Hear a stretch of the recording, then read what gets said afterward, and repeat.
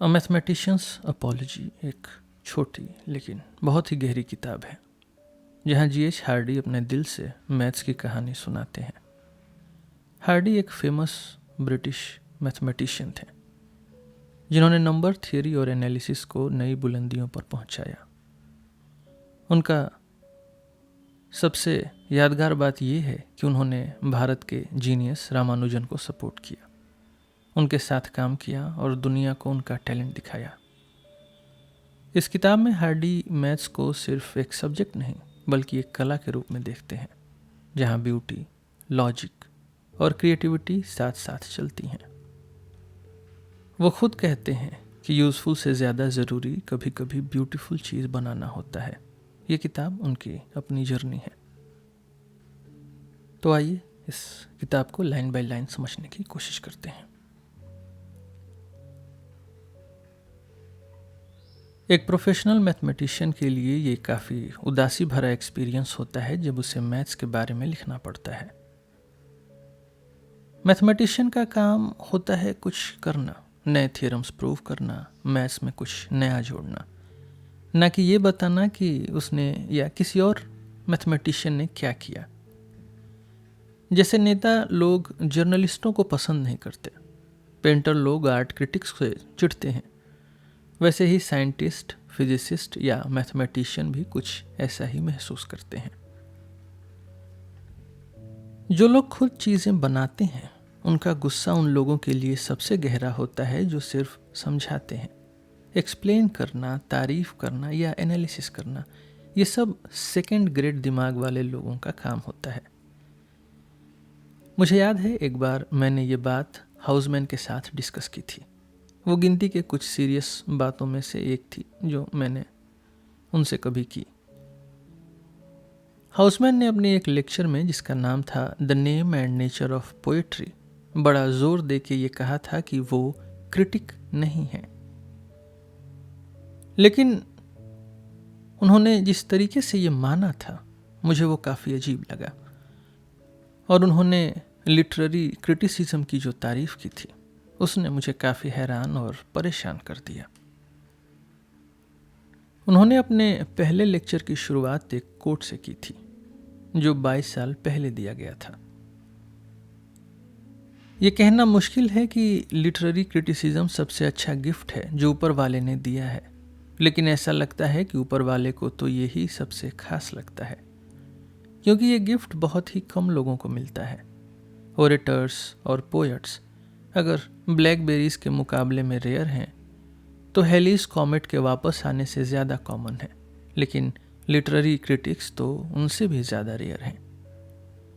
और उन्होंने आगे कहा, इन 22 सालों में मैंने कुछ चीज़ों में सुधार किया है, कुछ में ख़राब हुआ हूँ, लेकिन न मैं इतना सुधरा हूँ कि लिटरेरी क्रिटिक बन जाऊँ और ना ही इतना बिगड़ा हूँ कि मुझे लगे कि मैं बन गया हूँ। मुझे ये बात काफ़ी अफसोसजनक लगी कि ये कितना बड़ा स्कॉलर और अच्छा पोएट ऐसे लिख रहा है। कुछ हफ्तों बाद जब मैं उनके पास हॉल में बैठा था तो मैंने सीधा उनसे ये बात कह दी। क्या उनका मतलब सच में यही था? क्या उनके लिए एक क्रिटिक की ज़िंदगी एक स्कॉलर और पोएट के बराबर थी? हमने ये पूरी बात डिनर के दौरान डिस्कस की और मुझे लगता है कि आखिर में वो मुझसे सहमत हो गए। मैं ये दावा नहीं करना चाहता कि मैं उनसे बेहतर आर्ग्यू कर गया क्योंकि अब तो वो कुछ कह भी नहीं सकते, लेकिन उनका पहला जवाब था शायद पूरी तरह नहीं और दूसरे का शायद नहीं। हाउसमैन क्या महसूस करते थे इसमें थोड़ा डाउट हो सकता है और मैं उन्हें अपनी साइड में कहने का दावा नहीं करूँगा, लेकिन साइंटिस्ट लोग क्या महसूस करते हैं इसमें कोई डाउट नहीं है और मैं उनकी फीलिंग से पूरी तरह सहमत हूँ। अगर मैं मैथ्स करने के बजाय अब उसके बारे में लिख रहा हूँ तो ये मेरी कमजोरी का कॉन्फेशन है और इसके लिए यंग और एनर्जेटिक मैथमेटिशियंस मुझे या तो लाइटली ले सकते हैं या मुझ पर दया कर सकते हैं। मैं मैथ्स के बारे में इसलिए लिख रहा हूँ क्योंकि किसी भी और 60 के ऊपर के मैथमेटिशियंस की तरह अब मेरे पास ना वो फ्रेश दिमाग है, न एनर्जी, न पेशेंस जो मेरे असल काम के लिए चाहिए। मैं मैथ्स के लिए एक तरीके का सॉरी बोलना चाहता हूँ, और हो सकता है लोग कहें कि इसकी ज़रूरत ही नहीं है, क्योंकि आजकल बहुत कम ऐसे सब्जेक्ट्स हैं जो इतने क्लियरली यूज़फुल और अच्छे माने जाते हैं, चाहे वजह सही हो या गलत। हो सकता है ये बात सही हो। सच तो ये है कि आइंस्टीन के धमाकेदार काम के बाद सिर्फ स्पेस वाली एस्ट्रोनॉमी और एटॉमिक फिजिक्स ही शायद मैथ से ज़्यादा पॉपुलर है। आजकल किसी मैथमेटिशियन को ये महसूस नहीं होता कि उसे अपने सब्जेक्ट को डिफेंड करना है। उसे ऐसी अपोजिशन का सामना नहीं करना पड़ता जैसे ब्रैडली ने मेटाफिजिक्स के डिफेंस में डिस्क्राइब किया था अपनी बुक अपीयरेंस एंड रियलिटी के इंट्रो में। ब्रैडली कहते हैं कि एक मेटाफिजिशियन को लोग बोलते हैं कि मेटाफिजिकल नॉलेज पूरी तरह इम्पॉसिबल है, या अगर थोड़ा बहुत पॉसिबल भी हो तो उसका कोई मतलब ही नहीं। वही पुराने प्रॉब्लम्स, वही डिस्प्यूट्स, वही टोटल फेलियर। छोड़ो ये सब, कुछ और करो। क्या और कुछ करने लायक नहीं है?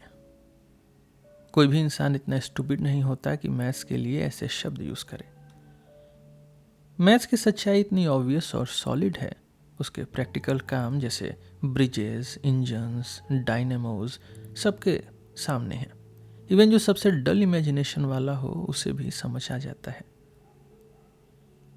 पब्लिक को ये समझने की ज़रूरत ही नहीं है कि मैथ्स में कुछ दम है। ये सब मैथमेटिशियंस के लिए काफ़ी कंफर्टिंग बात है, लेकिन एक जेन्युइन मैथमेटिशियन इन सब से सेटिस्फाई नहीं हो सकता। हर रियल मैथमेटिशियन फील करता है कि मैथ्स का असली वैल्यू इन सब बेसिक चीज़ों पे डिपेंड नहीं करता। जो पब्लिक का ओपिनियन है वो ज़्यादातर कन्फ्यूज़न और इग्नोरेंस पे बेस्ड है, और एक ज़्यादा रीजनेबल डिफेंस की ज़रूरत है। तो मैं ये ट्राई करने वाला हूँ। ये काम ब्रैडली के मुश्किल डिफेंस से आसान होना चाहिए। मैं ये पूछूंगा, क्या मैथ्स को सीरियसली पढ़ने का कोई रियल रीज़न है? एक मैथमेटिशियन की लाइफ का क्या सही जस्टिफिकेशन है? और मेरे आंसर्स मोस्टली वैसे ही होंगे जैसे एक मैथमेटिशियन से एक्सपेक्ट किया जाता है। मुझे लगता है कि ये वैल्यूएबल है और इसका जस्टिफिकेशन काफ़ी स्ट्रांग है। लेकिन मैं सीधे बोल देता हूँ कि जो मैं मैथ्स का डिफेंस कर रहा हूँ वो असल में मेरा खुद का डिफेंस है। ये अपॉलॉजी थोड़ी सेल्फ सेंटर्ड भी होगी। अगर मुझे लगता है कि मैं मैथ्स में फेल हो गया हूँ तो मैं इस सब्जेक्ट के लिए अपॉलॉजी देना वर्थ नहीं समझता। थोड़ा ईगो होना इस केस में नेचुरल है, और मुझे नहीं लगता इसकी अलग से कोई जस्टिफिकेशन चाहिए। अच्छा काम हम्बल लोगों से नहीं होता। एक प्रोफेसर का किसी भी सब्जेक्ट का पहला काम होता है कि थोड़ा सब्जेक्ट की इम्पोर्टेंस बढ़ा चढ़ा के बताए, और अपनी भी। अगर कोई आदमी हमेशा सोचता रहे जो मैं कर रहा हूँ क्या वो वर्थ है, या क्या मैं सही इंसान हूँ ये करने के लिए, तो वो कभी इफेक्टिव नहीं बन सकता और दूसरों का भी कॉन्फिडेंस तोड़ देता है। उसे थोड़ा इग्नोर करना पड़ता है रियलिटी को, और अपने सब्जेक्ट और खुद को थोड़ा ज़्यादा इम्पोर्टेंस देनी पड़ती है जितनी शायद वाकई डिजर्व करते हैं। ये ज़्यादा मुश्किल नहीं होता। मुश्किल तब होता है जब आदमी इतना इग्नोर कर दे कि अपने सब्जेक्ट और खुद को फनी बना दे। जो आदमी अपने जीने और अपने काम को जस्टिफाई करना चाहता है उसे दो अलग सवालों का जवाब देना पड़ता है। पहला सवाल ये होता है कि जो काम वो करता है क्या वो वाकई करने लायक है, और दूसरा ये कि वो काम क्यों करता है, चाहे उसका वैल्यू कुछ भी हो। पहला सवाल अक्सर बहुत मुश्किल होता है और उसका जवाब काफ़ी डिमोरलाइजिंग भी हो सकता है, लेकिन ज़्यादातर लोगों के लिए दूसरा सवाल आसान होता है। अगर वो लोग ऑनेस्ट होते तो उनके आंसर्स अक्सर दो टाइप्स के होते हैं, और दूसरी टाइप बस पहली का थोड़ा ज़्यादा मॉडेस्ट वर्जन होता है। पहला, मैं जो करता हूँ इसलिए करता हूँ क्योंकि मैं सिर्फ इसी काम में थोड़ा अच्छा हूँ। मैं लॉयर हूँ या स्टॉक ब्रोकर या क्रिकेटर क्योंकि मेरे पास उस काम का असली टैलेंट है। मैं लॉयर हूँ क्योंकि मेरी बात रखने की स्किल स्ट्रांग है और मुझे लॉ की डिटेल्स में इंटरेस्ट है। मैं स्टॉक ब्रोकर हूँ क्योंकि मेरी मार्केट जजमेंट फास्ट और एक्यूरेट है। मैं प्रोफेशनल क्रिकेटर हूँ क्योंकि मैं बहुत अच्छा बैट कर लेता हूँ। मुझे भी लगता है कि पोएट या मैथमेटिशियन बनना ज़्यादा अच्छा होता, लेकिन अनफॉर्चुनेटली मेरे पास उसका टैलेंट नहीं है। मैं ये नहीं कह रहा कि ये डिफेंस हर कोई कर सकता है, क्योंकि ज़्यादातर लोग किसी भी काम में अच्छे ही नहीं होते। लेकिन जब कोई आदमी बिना मजाक के ये बोल सकता है, तब ये एक सॉलिड डिफेंस है, और ऐसे लोग काफ़ी कम हैं।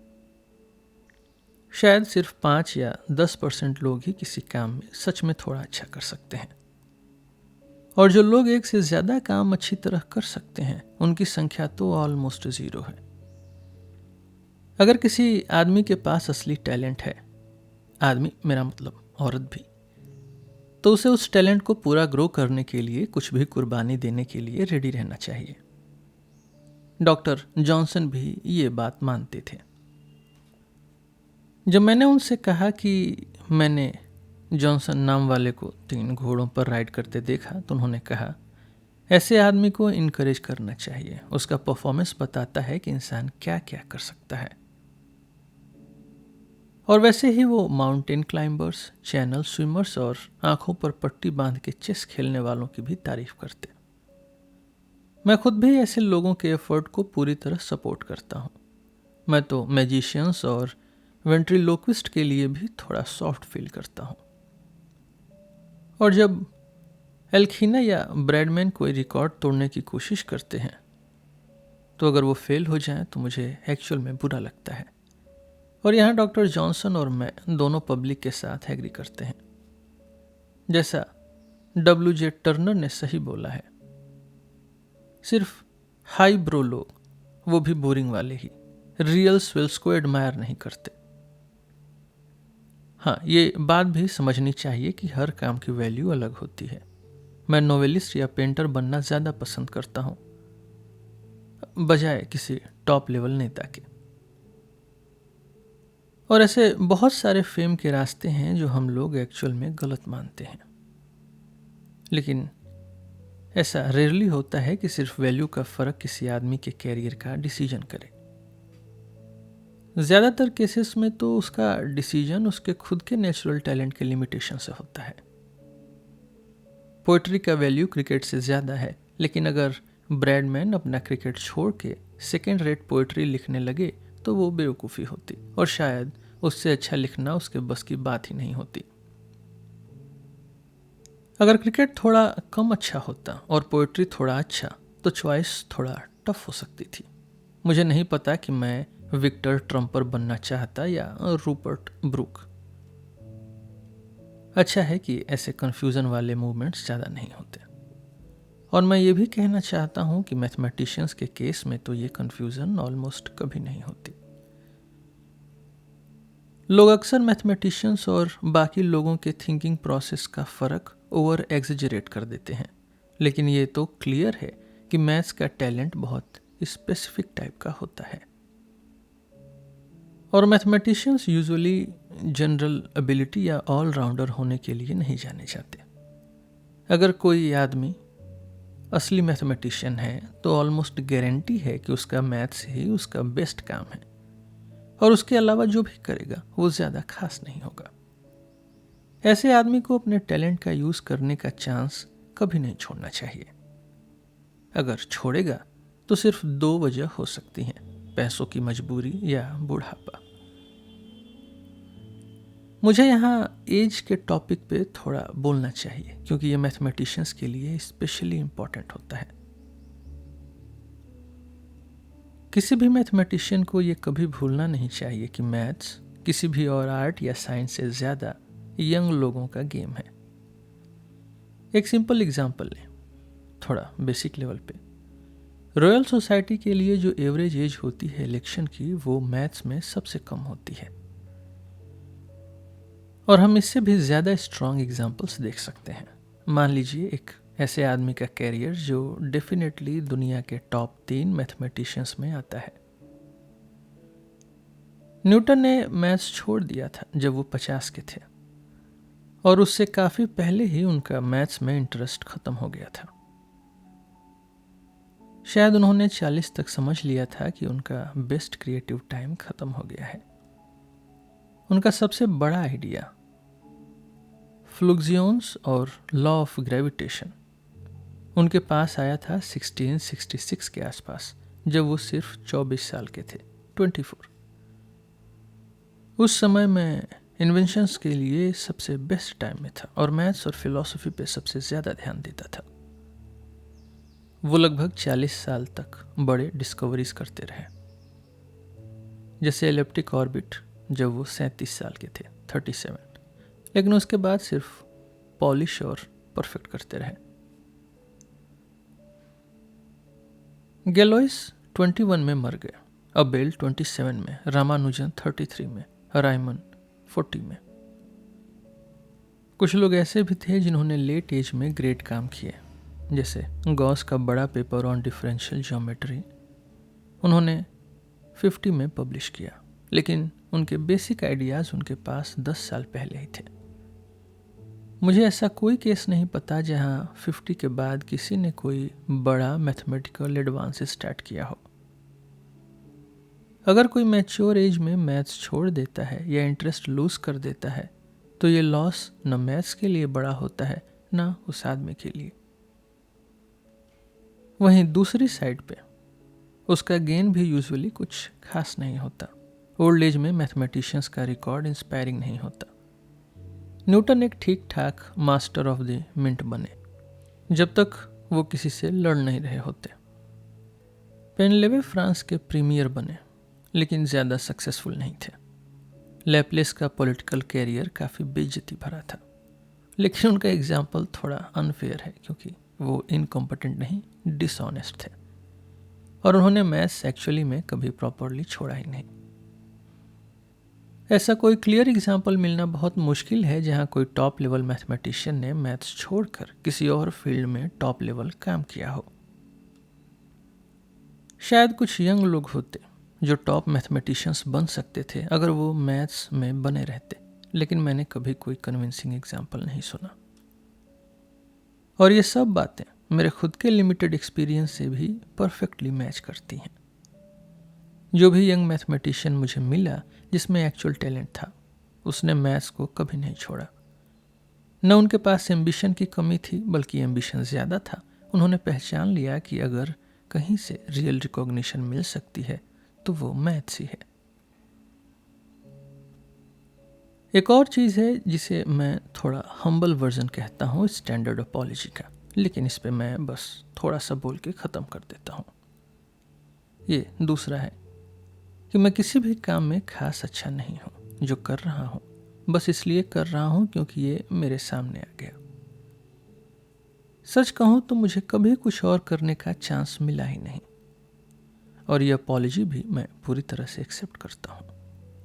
ये बात सच है कि ज़्यादातर लोग किसी भी काम में अच्छे नहीं होते।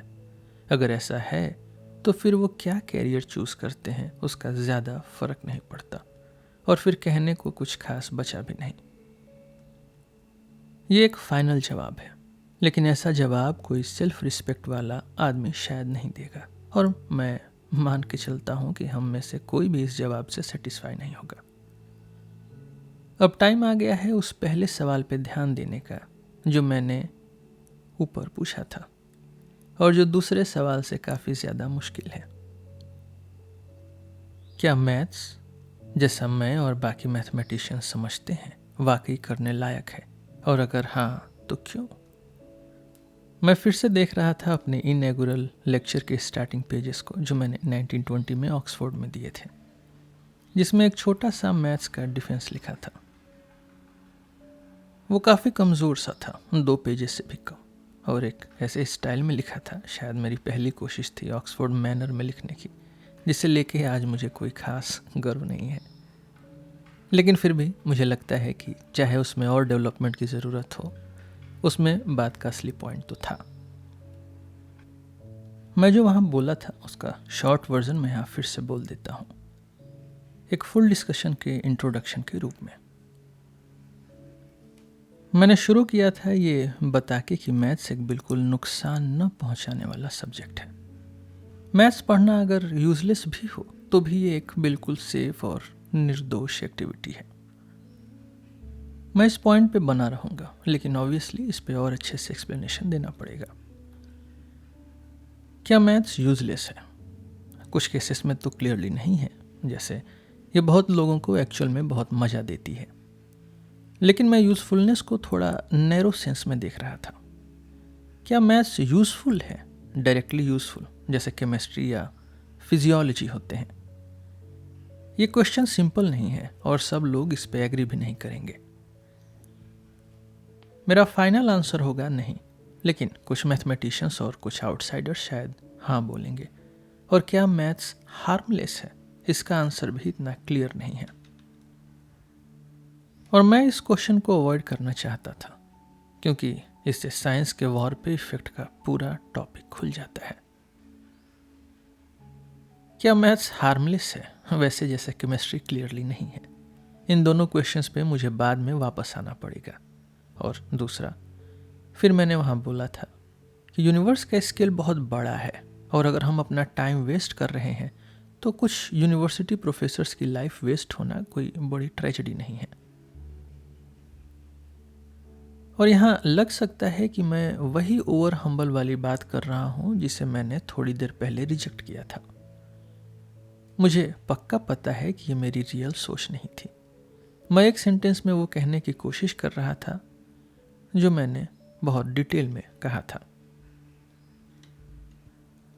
मैं मान के चल रहा था कि हम प्रोफेसर्स के पास थोड़े से टैलेंट तो हैं ही हैं, और अगर हम उन्हें ग्रो करने की कोशिश करें तो कुछ गलत नहीं होगा। और लास्ट में, जो मुझे आज थोड़ा ज़्यादा ड्रामेटिक लगता है, मैंने मैथ्स के काम के परमानेंट होने पे जोर दिया था। जो हम करते हैं चाहे छोटा ही क्यों न हो, उसमें एक परमानेंट क्वालिटी होती है। और अगर कोई इंसान ऐसी चीज़ बना पाया हो जो थोड़ा भी परमानेंट इंटरेस्ट रख सके, चाहे एक छोटी सी पोयम हो या एक ज्योमेट्रिकल थियरम, तो उसने कुछ ऐसा किया है जो ज़्यादातर लोग कभी नहीं कर सकते। और आजकल जब एंशिएंट और मॉडर्न स्टडीज़ के बीच फाइट चल रही है, तो ऐसे सब्जेक्ट्स के लिए ज़रूर कुछ कहना चाहिए जो न तो पाइथागोरस से स्टार्ट हुआ था और न आइंस्टीन पे ख़त्म होगा, जो सबसे पुराना भी है और सबसे नया भी। ये सब रिटॉरिक है, लेकिन जो मैं कह रहा हूँ उसका असली मीनिंग मुझे आज भी सही लगता है। और मैं इस पे बिना किसी और क्वेश्चन को अफेक्ट किए तुरंत और डीपली बात कर सकता हूँ।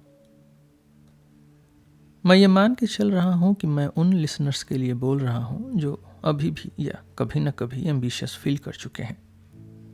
एक आदमी का पहला फ़र्ज़ होता है, स्पेशली जब वो यंग होता है, कि उसके अंदर एम्बिशन हो। एम्बिशन एक अच्छी फीलिंग होती है जो कई तरीक़ों में आती है। अटीला या नेपोलियन की एम्बिशन में भी कुछ बड़ा था, लेकिन सबसे बेस्ट एम्बिशन होती है कुछ ऐसा छोड़ जाने की जो परमानेंट हो। यहाँ रेत के इस फ्लैट ज़मीन पे, समुंदर और ज़मीन के बीच, मैं क्या लिखूं या बनाऊं जो रात के गिरने से बचा रहे। मुझे कुछ ऐसे शब्द बताओ जो समुंदर की लहरों को रोकें, या कोई ऐसी दीवार डिज़ाइन करने दो जो मेरी लाइफ से ज़्यादा चले। एम्बिशन ही है जो दुनिया के ऑलमोस्ट सबसे अच्छे काम के पीछे का रीज़न रहा है। स्पेशली जो भी काम इंसानों को खुशी देता है, वो ऑलमोस्ट हमेशा किसी एम्बिशियस आदमी ने किया होता है। 2 फेमस एग्जाम्पल्स लीजिए। क्या लिस्टर और पास्टर एम्बिशियस नहीं थे? या थोड़ा सिंपल लेवल पे किंग जिलेट और विलियम विलेट? और रिसेंट टाइम में किसने इंसान की कंफर्ट के लिए इनसे ज़्यादा किया है? फिजियोलॉजी में स्पेशली अच्छे एग्जाम्पल्स मिलते हैं, क्योंकि वो क्लियरली एक बेनिफिशियल सब्जेक्ट है। हमें एक कॉमन गलती से बचना चाहिए जो साइंस के डिफेंडर्स करते हैं, ये सोच लेना कि जिन लोगों का काम ह्यूमैनिटी को हेल्प करता है वो एक्चुअली वही सोच के काम कर रहे होते हैं। जैसे कि ये मान लेना कि फिजियोलॉजिस्ट के पास कुछ ज़्यादा अच्छे सोल होते हैं, हो सकता है एक फिजियोलॉजिस्ट को अच्छा लगे ये सोच के कि उसका काम मैनकाइंड के काम आएगा, लेकिन जो असली फोर्स और इंस्पिरेशन होती है उसके काम के पीछे, वो क्लासिकल स्कॉलर या मैथमेटिशियन जैसे ही मोटिव्स होती हैं। रिसर्च करने के लिए कई रिस्पेक्टेड रीजंस होते हैं, लेकिन 3 सबसे इंपॉर्टेंट होते हैं। पहला, इंटेलेक्चुअल क्यूरियोसिटी यानी ट्रुथ को जानने की डिजायर। दूसरा, प्रोफेशनल प्राइड यानी अपने काम से खुश रहने की चिंता और वो शर्म जो एक स्किल्ड आदमी फील करता है जब उसका काम उसके टैलेंट के लायक नहीं होता। और तीसरा, एम्बिशन यानी नाम कमाने की इच्छा, पोजीशन चाहिए, पावर या पैसा भी कभी कभी। यह फील करना अच्छा लगता है कि तुम्हारे काम से दूसरे खुश हुए या उनका दर्द कम हुआ, लेकिन असली रीज़न ये नहीं होता। तो अगर कोई मैथमेटिशियन या केमिस्ट या फिजियोलॉजिस्ट मुझे ये कहे कि उसने ये सब ह्यूमैनिटी की हेल्प के लिए किया, तो मैं उसकी बात पे यकीन नहीं करूँगा। अगर मान भी लूँ तो उसके बारे में मेरी रिस्पेक्ट बढ़ेगी नहीं। उसके असली रीजंस वही थे जो मैंने ऊपर बोले हैं, और उनमें कोई शर्म की बात नहीं है। अगर इंटेलेक्चुअल क्यूरियोसिटी, प्रोफेशनल प्राइड और एम्बिशन रिसर्च के मेन रीजंस हैं, तो फिर मैथमेटिशियन से ज़्यादा फेयर चांस किसी के पास नहीं होता इन सबको सेटिस्फाई करने का। उनकी टेक्निक भी सबसे कॉम्प्लेक्स और सबसे इंटरेस्टिंग होती है, और पूरे स्किल दिखाने का बेस्ट चांस भी इसी में मिलता है।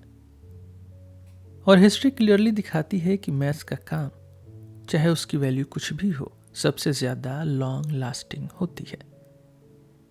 ये हम उन सिविलाइजेशन में भी देख सकते हैं जो आधे मिथ जैसे बन चुके हैं।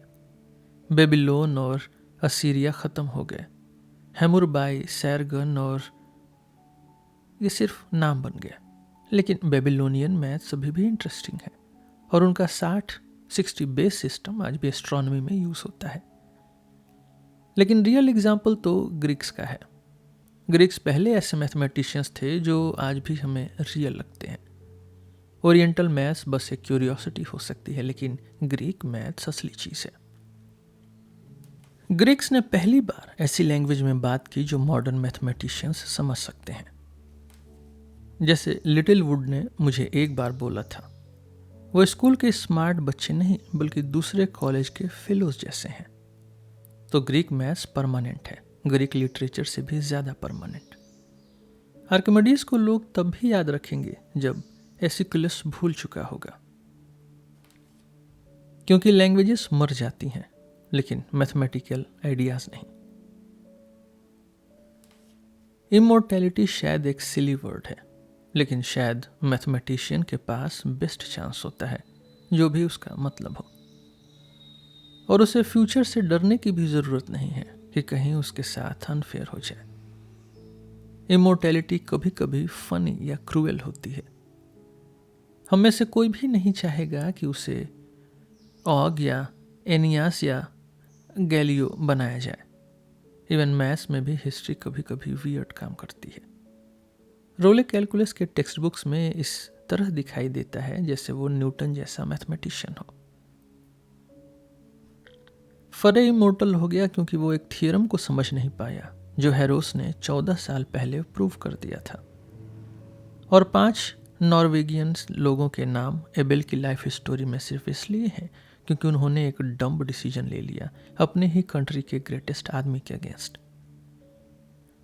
लेकिन ओवरऑल साइंस का हिस्ट्री फेयर होता है, और मैथ्स में तो स्पेशली फेयर।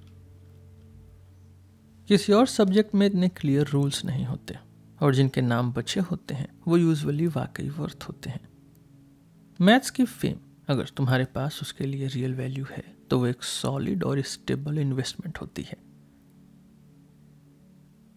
ये सब सुन के प्रोफेसर्स को, स्पेशली मैथ्स प्रोफेसर्स को काफ़ी सुकून मिलता है। कभी कभी लॉयर्स, पॉलिटिशियंस या बिजनेस वाले ये कहते हैं कि एकेडमिक कैरियर सिर्फ ऐसे लोग चुनते हैं जो कॉशियस होते हैं, जिनके पास कोई बड़ा एम्बिशन नहीं होता, और जो सिर्फ कंफर्ट और सिक्योरिटी के लिए जीते हैं। लेकिन ये ब्लेम बिल्कुल गलत है। एक प्रोफेसर कुछ छोड़ता भी है, स्पेशली पैसा कमाने का चांस। एक प्रोफेसर के लिए साल का €2000 कमाना भी मुश्किल होता है। और जॉब की सिक्योरिटी एक ऐसी चीज़ है जो ये सेक्रीफाइस थोड़ा आसान बना देती है। लेकिन इसी वजह से हाउसमैन लॉर्ड सिमन या लॉर्ड बीवरबुक बनना रिफ्यूज़ नहीं करता। उसने उनका कैरियर इसलिए रिजेक्ट किया होता क्योंकि उसके पास एम्बिशन था, क्योंकि वो कभी भी ऐसा आदमी बनना नहीं चाहता जो 20 साल बाद भुला दिया जाए।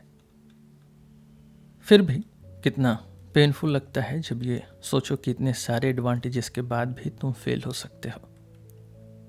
मुझे याद है बर्ट्रैंड रसल ने मुझे अपना एक खौफनाक सपना बताया था। वो यूनिवर्सिटी लाइब्रेरी के टॉप फ्लोर में थे, AD 2100 के आसपास। एक लाइब्रेरी असिस्टेंट शेल्फ्स के अराउंड एक बड़ा सा बकेट लेके घूम रहा था। बुक्स निकालता, उन्हें देखते ही या तो वापस शेल्फ पे रखता या बकेट में डाल देता। आखिर में वो 3 बड़े वॉल्यूम्स तक आया जो रसल ने तुरंत पहचान लिए वो प्रिंसिपिया मैथमेटिका के लास्ट बचे हुए कॉपीज थे। उसने एक वॉल्यूम उठाया, कुछ पेजेस पलटे, थोड़ा कंफ्यूज हुआ उसके अजीब सिंबल से, फिर वॉल्यूम बंद किया, हाथ में तौलता रहा और रुक गया। एक मैथमेटिशियन पेंटर या पोएट की तरह पैटर्न बनाता है। अगर उसके पैटर्न से ज़्यादा टाइम तक टिकते हैं तो सिर्फ इसलिए क्योंकि वो आइडियाज से बने होते हैं। पेंटर शेप्स और कलर्स से पैटर्न बनाता है, पोएट शब्दों से।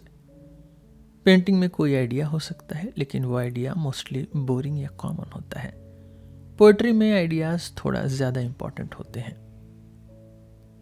लेकिन जैसा हाउसमैन ने कहा था, पोएट्री में आइडियाज की इंपॉर्टेंस को लोग ओवर हाइप करते हैं। मैं खुद को कभी ये समझा नहीं पाया कि कोई चीज़ ऐसी होती है जिसे पोएटिकल आइडिया कहा जा सके। पोएट्री का मतलब होता है कैसे कहा गया है, ना कि क्या कहा गया है। Not all the water in the rough rude sea can wash the balm from an anointed king. क्या लाइन्स इससे अच्छी हो सकती हैं और क्या आइडियाज़ और ज़्यादा बोरिंग और गलत हो सकते हैं। जो आइडिया इतना वीक है उसे भी लाइन की ब्यूटी पे कोई फ़र्क नहीं पड़ता। लेकिन मैथमेटिशियन के पास सिर्फ आइडियाज़ होते हैं काम करने के लिए, इसलिए उसके पैटर्न्स ज़्यादा टाइम तक रहते हैं, क्योंकि आइडियाज़ टाइम के साथ ख़त्म नहीं होते जैसे शब्द होते हैं। मैथमेटिशियन के पैटर्न्स पेंटर या पोएट जैसे ही ब्यूटीफुल होने चाहिए। आइडियाज़ जैसे कलर्स या शब्द आपस में परफेक्टली मैच होने चाहिए। ब्यूटी ही पहला टेस्ट है। दुनिया में अगली मैच के लिए कोई जगह नहीं है। और यहाँ मुझे एक गलत सोच के बारे में बोलना पड़ेगा जो अभी भी काफ़ी लोगों के दिमाग में है, शायद पहले से थोड़ा कम, लेकिन फिर भी है। व्हाइटहेड ने इसे लिटरेरी सुपरस्टिशंस बोला था। ये सोचना कि मैथ्स की ब्यूटी से प्यार सिर्फ थोड़े बहुत अजीब लोगों में होता है, हर जनरेशन में। आज के टाइम में किसी एजुकेटेड आदमी को ढूंढना मुश्किल है जिसे मैथ्स की ब्यूटी से कुछ फील ना होता हो। मैथ्स की ब्यूटी को डिफाइन करना मुश्किल है, लेकिन ये हर ब्यूटी के साथ होता है। हमें शायद ये न पता हो कि कोई पोयम अच्छी क्यों लगती है, लेकिन जब हम उसे पढ़ते हैं तो तुरंत समझ जाते हैं। इवन प्रोफेसर हॉगबेन, जो मैथ्स के एस्थेटिक पार्ट को कम दिखाने में लगे रहते हैं, वो भी इस बात को डिनाई नहीं करते कि मैथ्स में ब्यूटी तो होती है। हाँ, कुछ लोग कहते हैं जिनके लिए मैथ्स एक कोल्ड और इम्पर्सनल अट्रैक्शन रखता है। मैथ्स की ब्यूटी उनके लिए रियल हो सकती है, लेकिन सिर्फ कुछ सिलेक्टेड लोगों के लिए। लेकिन वो कहते हैं कि ऐसे लोग थोड़े ही होते हैं और वो भी कोल्डली फील करते हैं, और वो लोग यूजुअली थोड़े फनी टाइप के होते हैं जो छोटी छोटी यूनिवर्सिटी टाउन्स में रहते हैं, रियल वर्ल्ड से बहुत दूर। इस बात में वो बस व्हाइटहेड की उसी लिटरेरी सुपरस्टिशन को रिपीट कर रहे हैं। सच तो ये है कि मैथ्स दुनिया के मोस्ट पॉपुलर सब्जेक्ट्स में से एक है।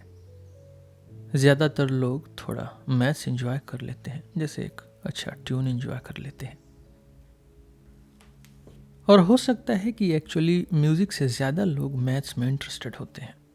लगता ऐसा नहीं है, लेकिन रीज़न सिंपल है। म्यूज़िक इमोशंस को क्राउड लेवल पे उठाने का काम करता है, मैथ्स नहीं। और अगर किसी को म्यूज़िक समझ नहीं आता तो लोग उसे थोड़ा बेकार मानते हैं, लेकिन ज़्यादातर लोग मैथ्स के नाम से ही डर जाते हैं और अपनी मैथ्स की स्टुपिडिटी को और बढ़ा चढ़ा के बोलते हैं बिना शर्म के। थोड़ा सा सोचना ही काफ़ी है इस लिटरेरी सुपरस्टिशन को बेकार साबित करने के लिए। हर सिविलाइज्ड कंट्री में बहुत सारे चेस प्लेयर्स होते हैं।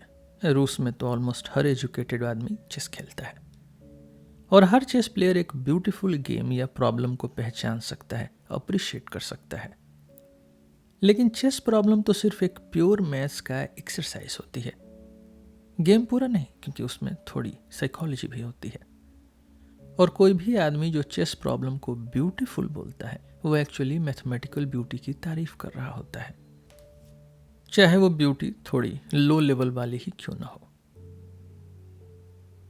चेस प्रॉब्लम मैथ्स के लिए वैसे ही हैं जैसे हिम ट्यून्स म्यूजिक के लिए। इसी बात को हम और सिंपल लेवल पे और ज़्यादा लोगों के लिए ब्रिज से सीख सकते हैं, या और नीचे जाके न्यूज़पेपर के पजल कॉलम से। इनकी इतनी पॉपुलैरिटी प्रूफ है कि लोगों को सिंपल लेवल का मैथ्स अट्रैक्ट करता है। और जो बेस्ट पजल मेकर्स होते हैं जैसे डुडेनी या कैलिबन, वो मोस्टली सिर्फ मैथ्स ही यूज़ करते हैं। उन्हें पता है पब्लिक क्या चाहती है, थोड़ा सा इंटेलेक्चुअल किक। और किसी भी चीज़ का किक मैथ्स जैसा नहीं होता। मैं ये भी कह सकता हूँ कि दुनिया में कोई और चीज़ इवन उन फेमस लोगों के लिए भी इतनी खुशी नहीं देती जितनी एक रियल मैथ्स थियरम डिस्कवर करना देती है, चाहे उन्होंने मैथ्स के अगेंस्ट कुछ भी बोला हो। हर्बर्ट स्पेंसर ने अपनी ऑटोबायोग्राफी में एक सर्कल थियरम दोबारा पब्लिश किया, जो उन्होंने 20 की एज में प्रूव किया था। उनको नहीं पता था कि प्लेटो ने ये 2000 साल पहले ही कर दिया था। प्रोफेसर सॉडी इसका एक और एग्जाम्पल है, रिसेंट और इम्प्रेसिव, और उनका थियरम असली में उनका अपना था। एक चेस प्रॉब्लम असली मैथ्स होती है, लेकिन एक तरीके से वो ट्रिवियल टाइप की मैथ्स होती है। चाहे वो कितनी भी स्मार्ट हो, ट्रिकी हो, नई हो या सरप्राइजिंग मूव्स वाली हो, कुछ ना कुछ बेसिक चीज़ उसमें मिसिंग होती है। चेस प्रॉब्लम्स इंपॉर्टेंट नहीं होती, बेस्ट मैथ्स सीरियस भी होती है, सिर्फ ब्यूटीफुल नहीं। इंपॉर्टेंट भी कह सकते हैं अगर चाहें, लेकिन बेटर वर्ड सीरियस है। मैं यहाँ मैथ्स के प्रैक्टिकल रिजल्ट्स की बात नहीं कर रहा हूँ, उस पर बाद में आऊँगा। अभी सिर्फ ये कहना चाहता हूँ कि अगर चेस प्रॉब्लम एक रॉ सेंस में यूजलेस है, तो बेस्ट मैथ्स का भी ज़्यादा पार्ट वैसे ही यूजलेस होता है। और जो थोड़ा सा मैथ्स यूजफुल होता है वो यूजुअली बोरिंग होता है। एक मैथमेटिकल थियरम की सीरियसनेस उसके प्रैक्टिकल रिजल्ट में नहीं होती, वो होती है उन मैथमेटिकल आइडियाज़ के सिग्निफिकेंस में जो वो कनेक्ट करता है। रफली हम कह सकते हैं कि कोई आइडिया सिग्निफिकेंट तब होता है जब उसे नेचुरली और क्लियरली काफ़ी और आइडियाज़ के नेटवर्क से जोड़ा जा सके। तो एक सीरियस थियरम जो ऐसे इंपॉर्टेंट आइडियाज़ को कनेक्ट करता है वो मैथ्स को आगे ले जाता है, और कभी कभी दूसरे साइंसेस को भी। किसी चेस प्रॉब्लम ने कभी साइंटिफिक थॉट के डायरेक्शन को बदला नहीं। पाइथागोरस, न्यूटन, आइंस्टीन ने बदला। थ्योरम की सीरियसनेस उसके रिजल्ट्स में नहीं होती, वो तो बस उसकी सीरियसनेस का प्रूफ होता है। शेक्सपियर का लैंग्वेज पे ह्यूज इन्फ्लुएंस था, ओटवे का ऑलमोस्ट नन। लेकिन इस वजह से शेक्सपियर बेटर पोएट नहीं थे। वो बेटर पोएट इसलिए थे क्योंकि उन्होंने बेटर पोएट्री लिखी। चेस प्रॉब्लम की वीकनेस ओटवे की पोएट्री की तरह है, रिजल्ट में नहीं कंटेंट में होती है। एक और पॉइंट है जिसे मैं जल्दी से ख़त्म कर दूंगा, ना इसलिए कि वो बोरिंग है बल्कि इसलिए कि वो टफ है और मैं एस्थेटिक्स पे एक्सपर्ट नहीं हूँ। एक मैथमेटिकल थियरम की ब्यूटी काफ़ी हद तक उसकी सीरियसनेस पे डिपेंड करती है। जैसे पोएट्री में भी किसी लाइन का ब्यूटी कभी कभी उसमें छिपे आइडियाज़ के इम्पोर्टेंस पे डिपेंड करता है। मैंने शेक्सपियर के 2 लाइन्स कोट किए थे एक वर्बल ब्यूटी के एग्जाम्पल के रूप में, लेकिन आफ्टर लाइफ्स फिटफुल फीवर ही स्लीप्स वेल और भी ज़्यादा ब्यूटीफुल लगती है।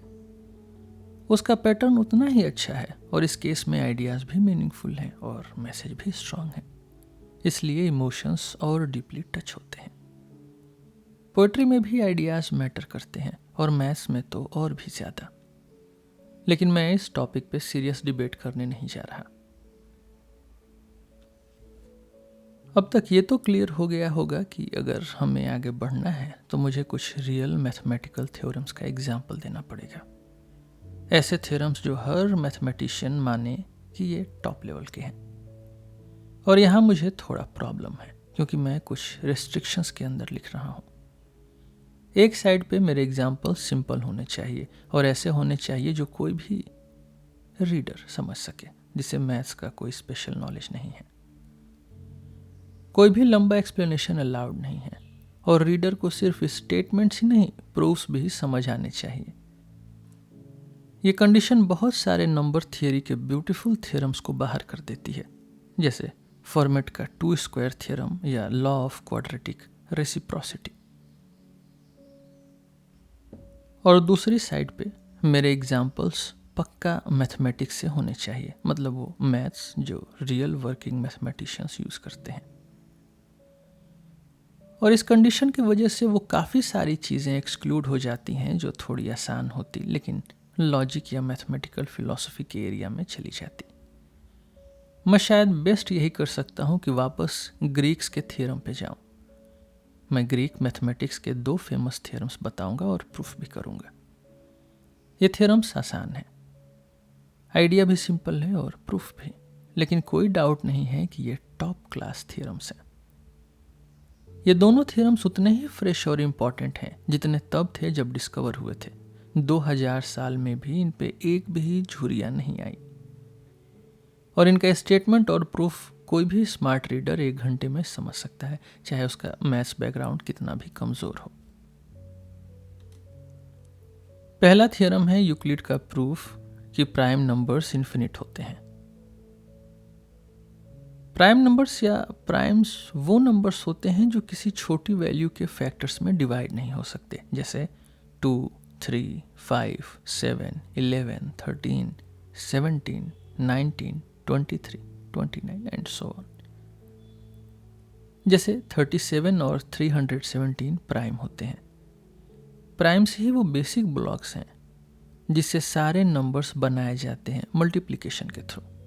जैसे 666 मिलकर बना है 2 multiply by 3 multiply by 3 multiplied by 37।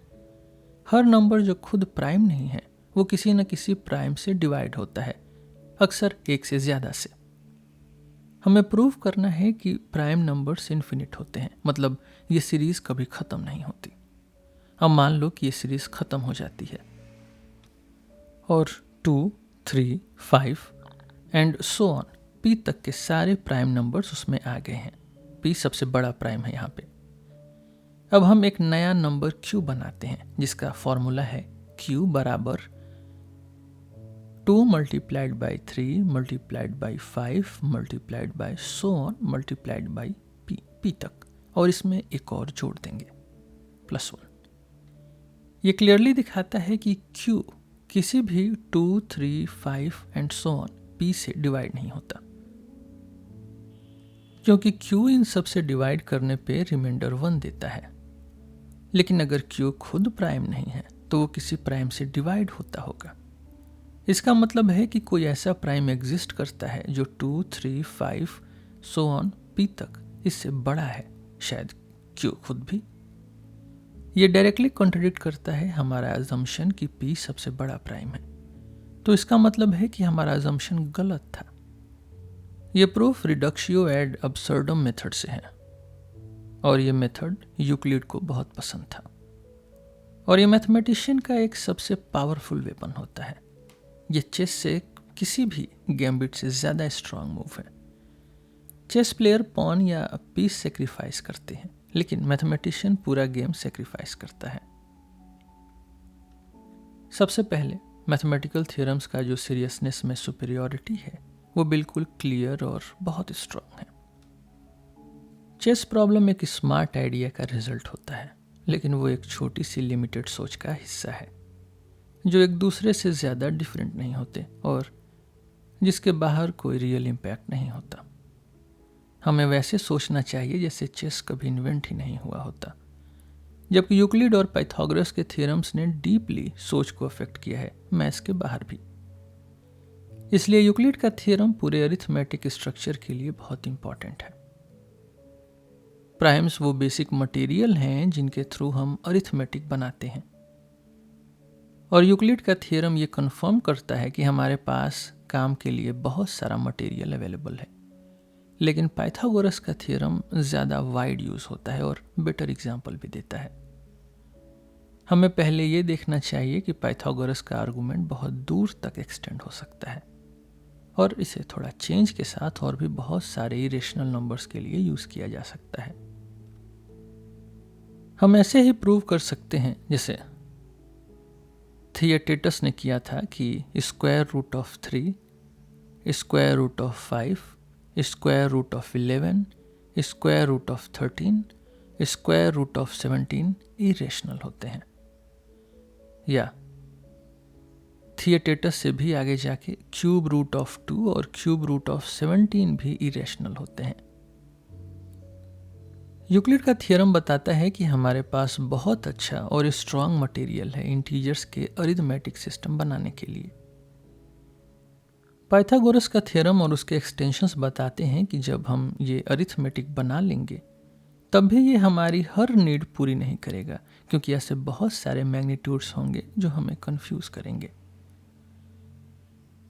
और जिनके बारे में हम प्रॉपरली मेजर नहीं कर पाएंगे। स्क्वायर का डायगोनल इसका एक सिंपल एग्जाम्पल है। इस डिस्कवरी का बड़ा इम्पैक्ट तुरंत ही ग्रीक मैथमेटिशियंस ने समझ लिया था। उन्होंने तुरंत माना कि यह डिस्कवरी इम्पॉर्टेंट थी। ये मान के शायद कॉमन सेंस के हिसाब से लोगों ने सोचा था कि सेम टाइप के सभी मैग्नीट्यूड्स एक दूसरे के कॉमेंजुरेबल होते हैं, जैसे कोई भी दो लेंस एक ही कॉमन यूनिट के मल्टीपल होंगे, और उन्होंने इसी अजम्पशन के बेस पे प्रोपोर्शन की थ्योरी बनाई थी। लेकिन पाइथागोरस की डिस्कवरी ने यह दिखाया कि ये बेस गलत है, और फिर उसने एक्सोडस के ज़्यादा डीप थ्योरी की तरफ ले गया, जो एलिमेंट्स के 5th बुक में लिखा गया है और जिसे कई मॉडर्न मैथमेटिशियंस ने ग्रीक मैथ्स का बेस्ट काम माना है। यह थियोरी इतनी मॉडर्न फील होती है कि लगता है जैसे आज के टाइम की हो, और इसे मॉडर्न इरेशनल नंबर्स के थियोरी की शुरुआत भी माना जा सकता है, जिसने मैथमेटिकल एनालिसिस को कम्प्लीटली बदल दिया और रिसेंट फिलॉसफी पे भी डीप इम्पैक्ट डाला। तो इसमें कोई डाउट नहीं कि दोनों थ्योरम्स बहुत सीरियस हैं, इसीलिए ये कहना इम्पॉर्टेंट है कि इनमें से कोई भी थ्योरम का प्रैक्टिकल इम्पॉर्टेंस ऑलमोस्ट ज़ीरो है। प्रैक्टिकल यूज़ में हम मोस्टली छोटे नंबर्स के साथ काम करते हैं। सिर्फ स्पेस एस्ट्रोनॉमी और एटॉमिक फिजिक्स बड़े नंबर से डील करते हैं, और उनमें भी उनका प्रैक्टिकल यूज़ बहुत कम होता है। जितना भी हाई लेवल प्योर मैथ्स होता है उससे भी कम। मुझे नहीं पता कि इंजीनियरिंग में कितनी ज़्यादा एक्यूरेसी का यूज़ होता है। चलो मान लेते हैं कि इंजीनियर को 10 सिग्निफिकेंट फिगर्स तक की एक्यूरेसी चाहिए, तो पाई का वैल्यू 8 डेसिमल प्लेसेस तक होता है 3.14159,265, और इसका रेशियो होता है 314,159,265/1 और उसके पीछे 9 जीरो, यानी दोनों नंबर्स 10 डिजिट्स के हैं। एक इसके पीछे 9 जीरो, इससे छोटे जितने प्राइम नंबर्स होते हैं उनकी टोटल संख्या है 50,847,478। इंजीनियर के लिए ये काफ़ी होता है और उससे बाकी प्राइम्स की ज़रूरत ही नहीं पड़ती। बस यही था यूक्लिड का थ्योरम का प्रैक्टिकल यूज़, और पाइथागोरस के थ्योरम के लिए क्लियरली ये दिखता है कि इरेशनल नंबर्स इंजीनियर के लिए बोरिंग होते हैं, क्योंकि इंजीनियर को सिर्फ अप्रॉक्सीमेशन से मतलब होता है और सारे अप्रॉक्सीमेशंस रेशनल ही होते हैं। एक सीरियस थ्योरम वो होती है जिसमें सिग्निफिकेंट आइडियाज़ होते हैं, और मुझे लगता है कि मुझे थोड़ा ट्राई करना चाहिए समझाने का कि कौन सी क्वालिटीज़ किसी मैथमेटिकल आइडिया को सिग्निफिकेंट बनाती हैं। ये काम मुश्किल काम है और जो एनालिसिस मैं दूंगा वो शायद ज़्यादा यूज़फुल नहीं होगा। हम एक सिग्निफिकेंट आइडिया तो पहचान लेते हैं जब हम उसे देखते हैं, जैसे मेरे 2 थ्योरम्स में जो आइडिया आए थे। लेकिन ये पावर तभी आती है जब किसी के पास बहुत साल का मैथमेटिकल एक्सपीरियंस हो। इसलिए मुझे थोड़ा एनालिसिस ट्राई करना ही पड़ेगा। हो सकता है जो मैं एनालिसिस दूँ वो परफेक्ट ना हो, लेकिन इतना तो होना चाहिए कि वो थोड़ा समझने लायक हो और क्लियर लगे। 2 क्वालिटीज़ लगती हैं जो एसेंशियल हैं, एक जनरलिटी और दूसरा डेप्थ। लेकिन दोनों का एग्जैक्ट मीनिंग डिफाइन करना भी आसान नहीं है। एक सिग्निफिकेंट मैथमेटिकल आइडिया या सीरियस थ्योरम को जनरल होना चाहिए किसी न किसी सेंस में। आइडिया ऐसा होना चाहिए जो कई मैथमेटिकल कंस्ट्रक्शंस का पार्ट हो और जो कई थ्योरम्स के प्रूफ में भी यूज होता हो। थ्योरम ऐसा होना चाहिए जो ओरिजिनल हो, जैसे पाइथागोरस का, लेकिन उसका फॉर्म ऐसा हो कि उसे और एक्सटेंड किया जा सके और वो अपने टाइप के और थ्योरम्स जैसे लगे। जो रिलेशनशिप्स प्रूफ में मिलती हैं वो इतनी पावरफुल होनी चाहिए कि उसे कई अलग अलग मैथमेटिकल आइडियाज से जोड़ा जा सके। ये सब थोड़ा वीक है और हर रूल पे एक्सेप्शंस भी हो सकते हैं, लेकिन ये देखना आसान होता है कि अगर एक थ्योरम में ये क्वालिटीज न हो तो वो सीरियस नहीं लगता। हमें सिर्फ ऐसे एग्जाम्पल्स देखने हैं जो अरिथमेटिक के पजल्स जैसे लगते हैं। मैं राउस बॉल की मैथमेटिकल रिक्रिएशन से 2 एग्जाम्पल लेता हूँ रैंडमली। पहला 8712 और 9801। ये सिर्फ 2 ऐसे 4 डिजिट नंबर्स हैं जो अपने रिवर्स का एग्जैक्ट मल्टीपल हैं। 8712 बराबर 4 मल्टीप्लाइड बाई 2178 और 9801 इक्वल्स 9 मल्टीप्लाइड बाई इसका रिवर्स 1089। और 10,000 से छोटे और कोई ऐसे नंबर नहीं हैं जो ये प्रॉपर्टी रखते हैं। दूसरा, सिर्फ 4 नंबर एक के बाद ऐसे हैं जो अपने डिजिट्स के क्यूब्स के सम होते हैं, जैसे 153 equals 1 cubed plus 5 cubed plus 3 cubed, 370 equals 3 cubed 7 cubed plus 0 cubed, 371 equals 3 cubed 7 cubed plus 1 cubed, 407 equals 4 cubed plus 0 cubed plus 7 cubed. ये सब अजीब फैक्ट्स हैं, पजल कॉलम्स के लिए परफेक्ट हैं और शायद कैजुअल रीडर्स को थोड़ा अमेज करेंगे, लेकिन एक मैथमेटिशियन के लिए इनमें कुछ खास इंटरेस्टिंग नहीं होता। इनके प्रूफ्स न मुश्किल होते हैं न एक्साइटिंग, बस थोड़ा बोरिंग होते हैं। ये थियरम्स सीरियस नहीं है और ये क्लियरली दिखाई देता है कि एक रीज़न, शायद मेन रीज़न नहीं लेकिन इम्पॉर्टेंट है, तो ये क्लियरली दिखाई देता है कि एक रीज़न ये है कि इन थियरम्स के स्टेटमेंट्स और प्रूफ्स दोनों बहुत स्पेसिफिक होते हैं और उनमें कोई सिग्निफिकेंट जनरलाइजेशन पॉसिबल नहीं होती। जनरलिटी एक कंफ्यूजिंग और थोड़ा रिस्की वर्ड है और हमें ध्यान रखना चाहिए कि ये हमारी बात को ज़्यादा कंट्रोल ना कर ले। मैथ्स में और मैथ्स के बारे में लिखे गए आर्टिकल्स में ये वर्ड अलग अलग सेंस में यूज़ होता है और एक स्पेशल सेंस में जिसे लॉजिशियंस बहुत सीरियसली लेते हैं वो यहाँ बिल्कुल भी रेलेवेंट नहीं है। इस सेंस को डिफाइन करना आसान है और इसमें सब मैथमेटिकल थियरम्स बिल्कुल इक्वल और कंप्लीटली जनरल होते हैं। व्हाइटहेड ने कहा है, the certainty of mathematics depend on it's complete abstract generality.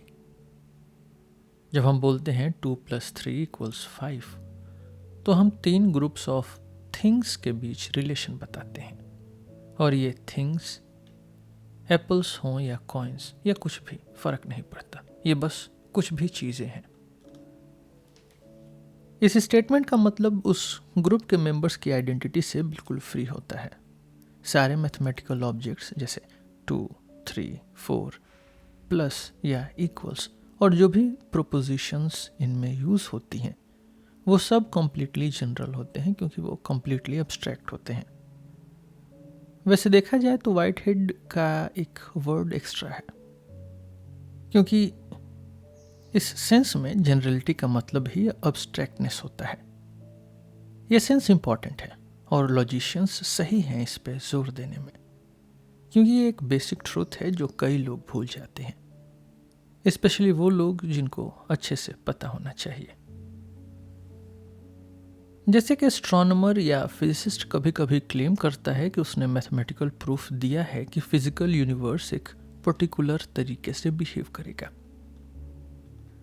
ऐसे क्लेम्स अगर लिटरली लिए जाएं तो वो नॉनसेंस होते हैं।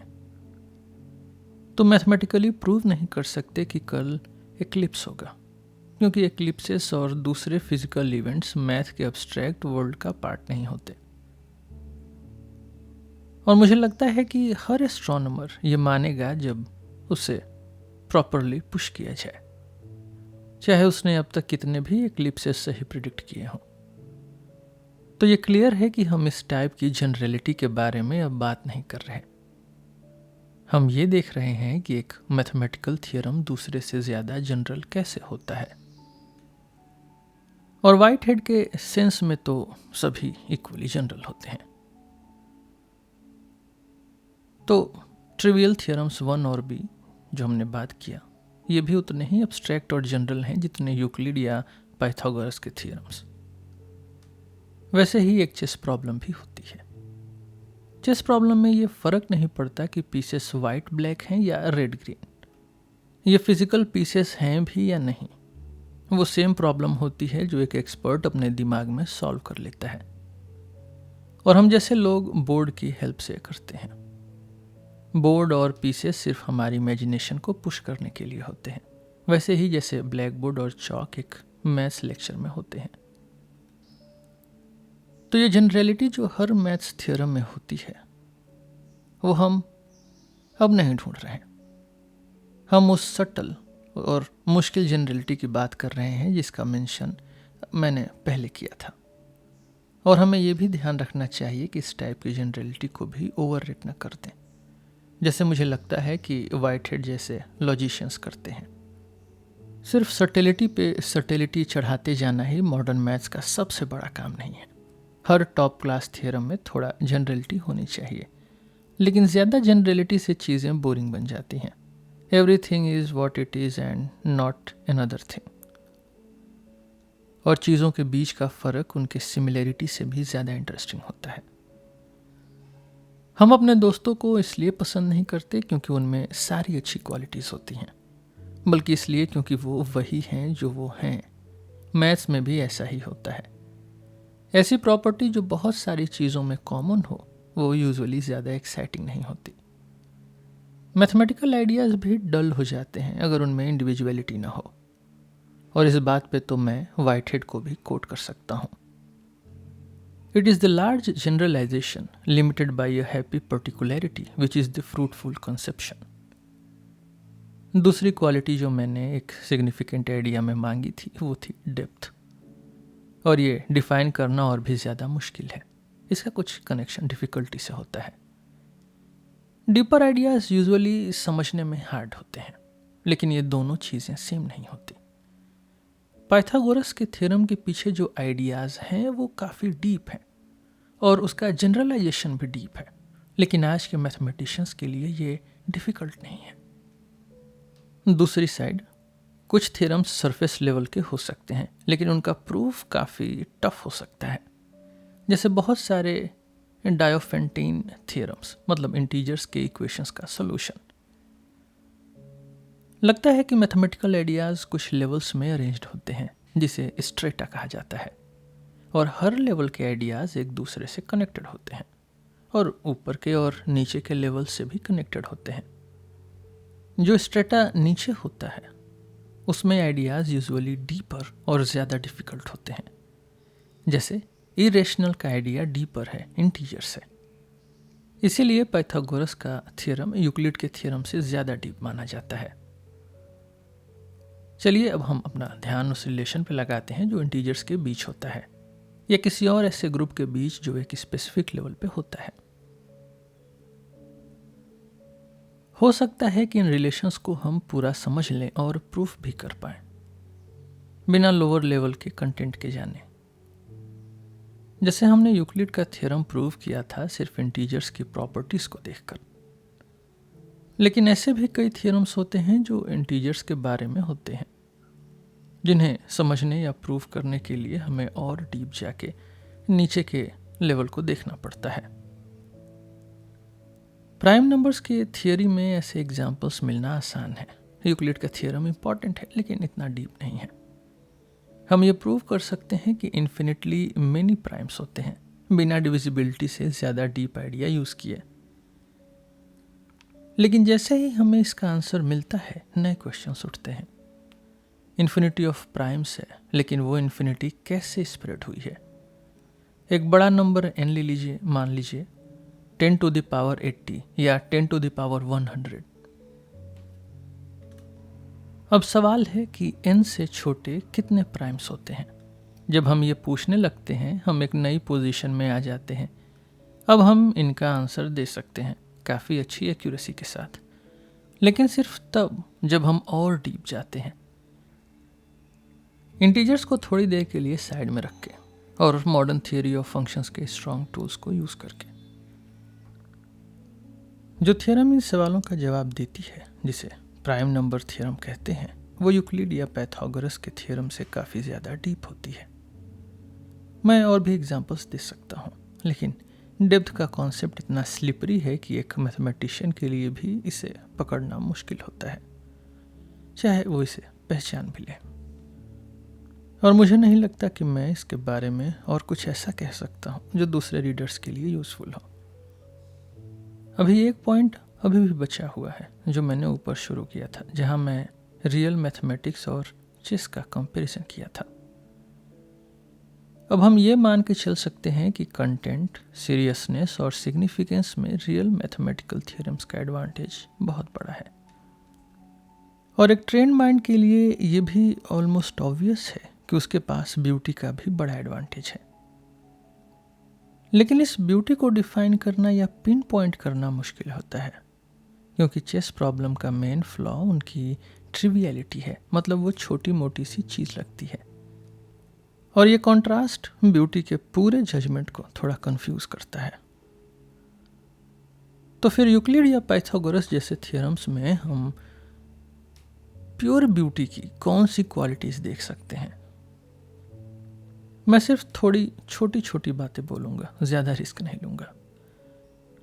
दोनों थ्योरम्स में और थ्योरम्स के साथ प्रूफ भी इंक्लूड है, एक बहुत हाई लेवल की अनएक्सपेक्टेडनेस होती है जो इनएविटेबिलिटी और सिंप्लिसिटी के साथ आती है। आर्गुमेंट का स्टाइल बहुत अजीब और सरप्राइजिंग होता है। जो टूल्स यूज़ होते हैं वो देखने में चाइल्डिश लगते हैं, लेकिन उनका रिजल्ट बहुत पावरफुल होता है। और फिर भी कंक्लूजन से कोई स्केप नहीं होता। डिटेल्स का कोई झंझट नहीं होता, एक ही लाइन ऑफ अटैक काफ़ी होती है।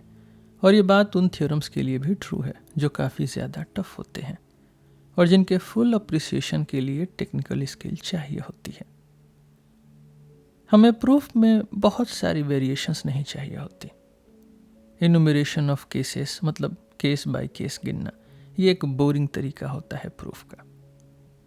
एक मैथमेटिकल प्रूफ सिंपल और क्लियर कट कॉन्स्टेलेशन जैसा लगना चाहिए, ना कि एक रैंडम स्टार क्लस्टर जैसा जो मिल्की वे में बिखर गया हो। चेस प्रॉब्लम में भी अनएक्सपेक्टेडनेस होती है और थोड़ा इकोनॉमी भी। मूव सरप्राइजिंग होने चाहिए और हर पीस का रोल होना चाहिए।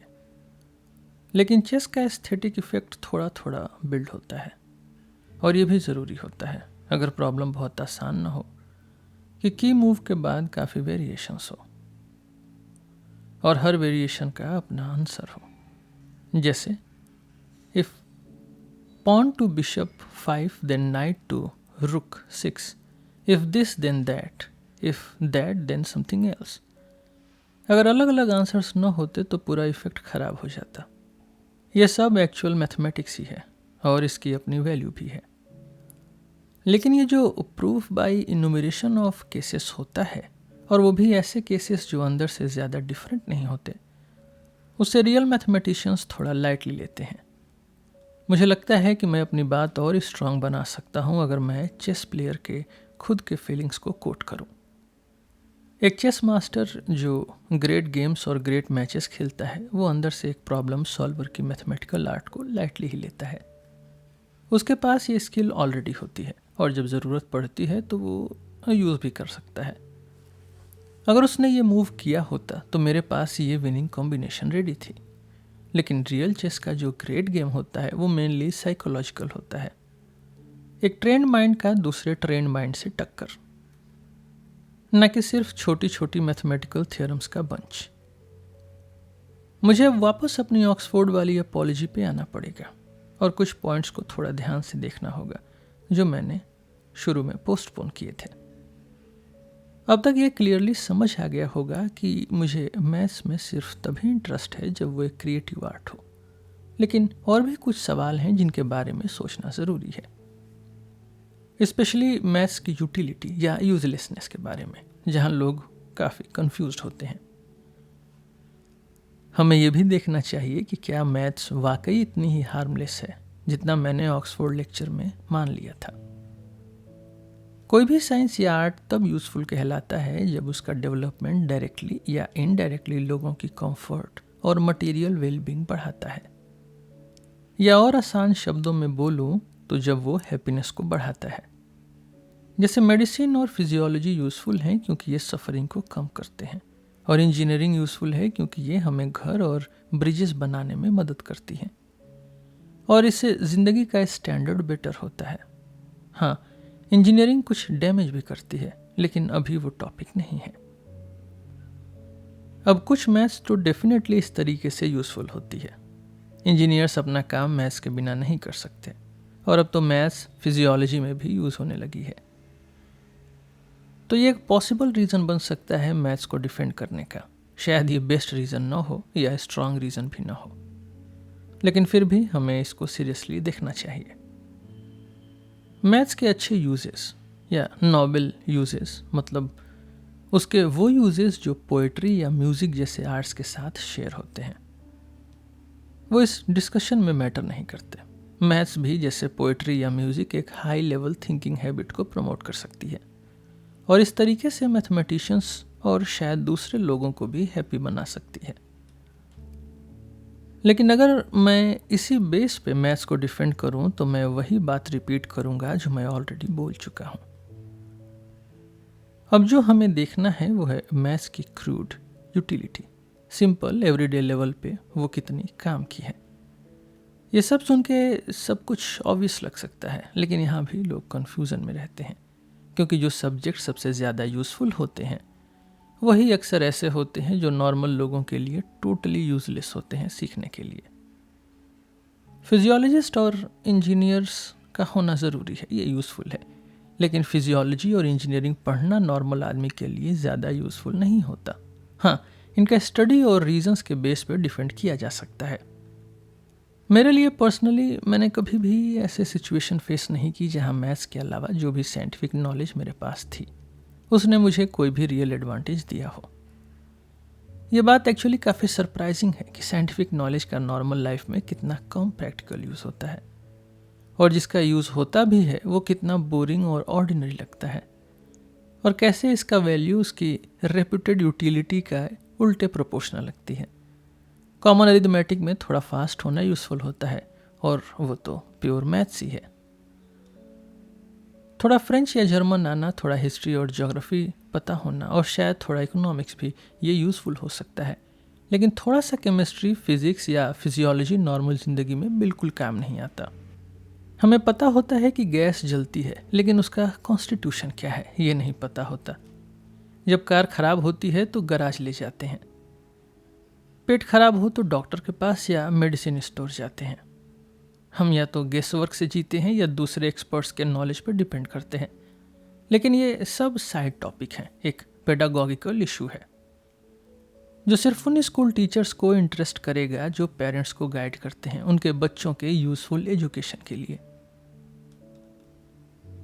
जब हम कहते हैं कि फिजियोलॉजी यूज़फुल है तो हम ये नहीं कह रहे हैं कि सब लोगों को फिजियोलॉजी पढ़नी चाहिए, बल्कि ये कह रहे हैं कि अगर कुछ एक्सपर्ट्स फिजियोलॉजी का डीप स्टडी करें तो उसका फ़ायदा बाकी सब लोगों को मिलेगा।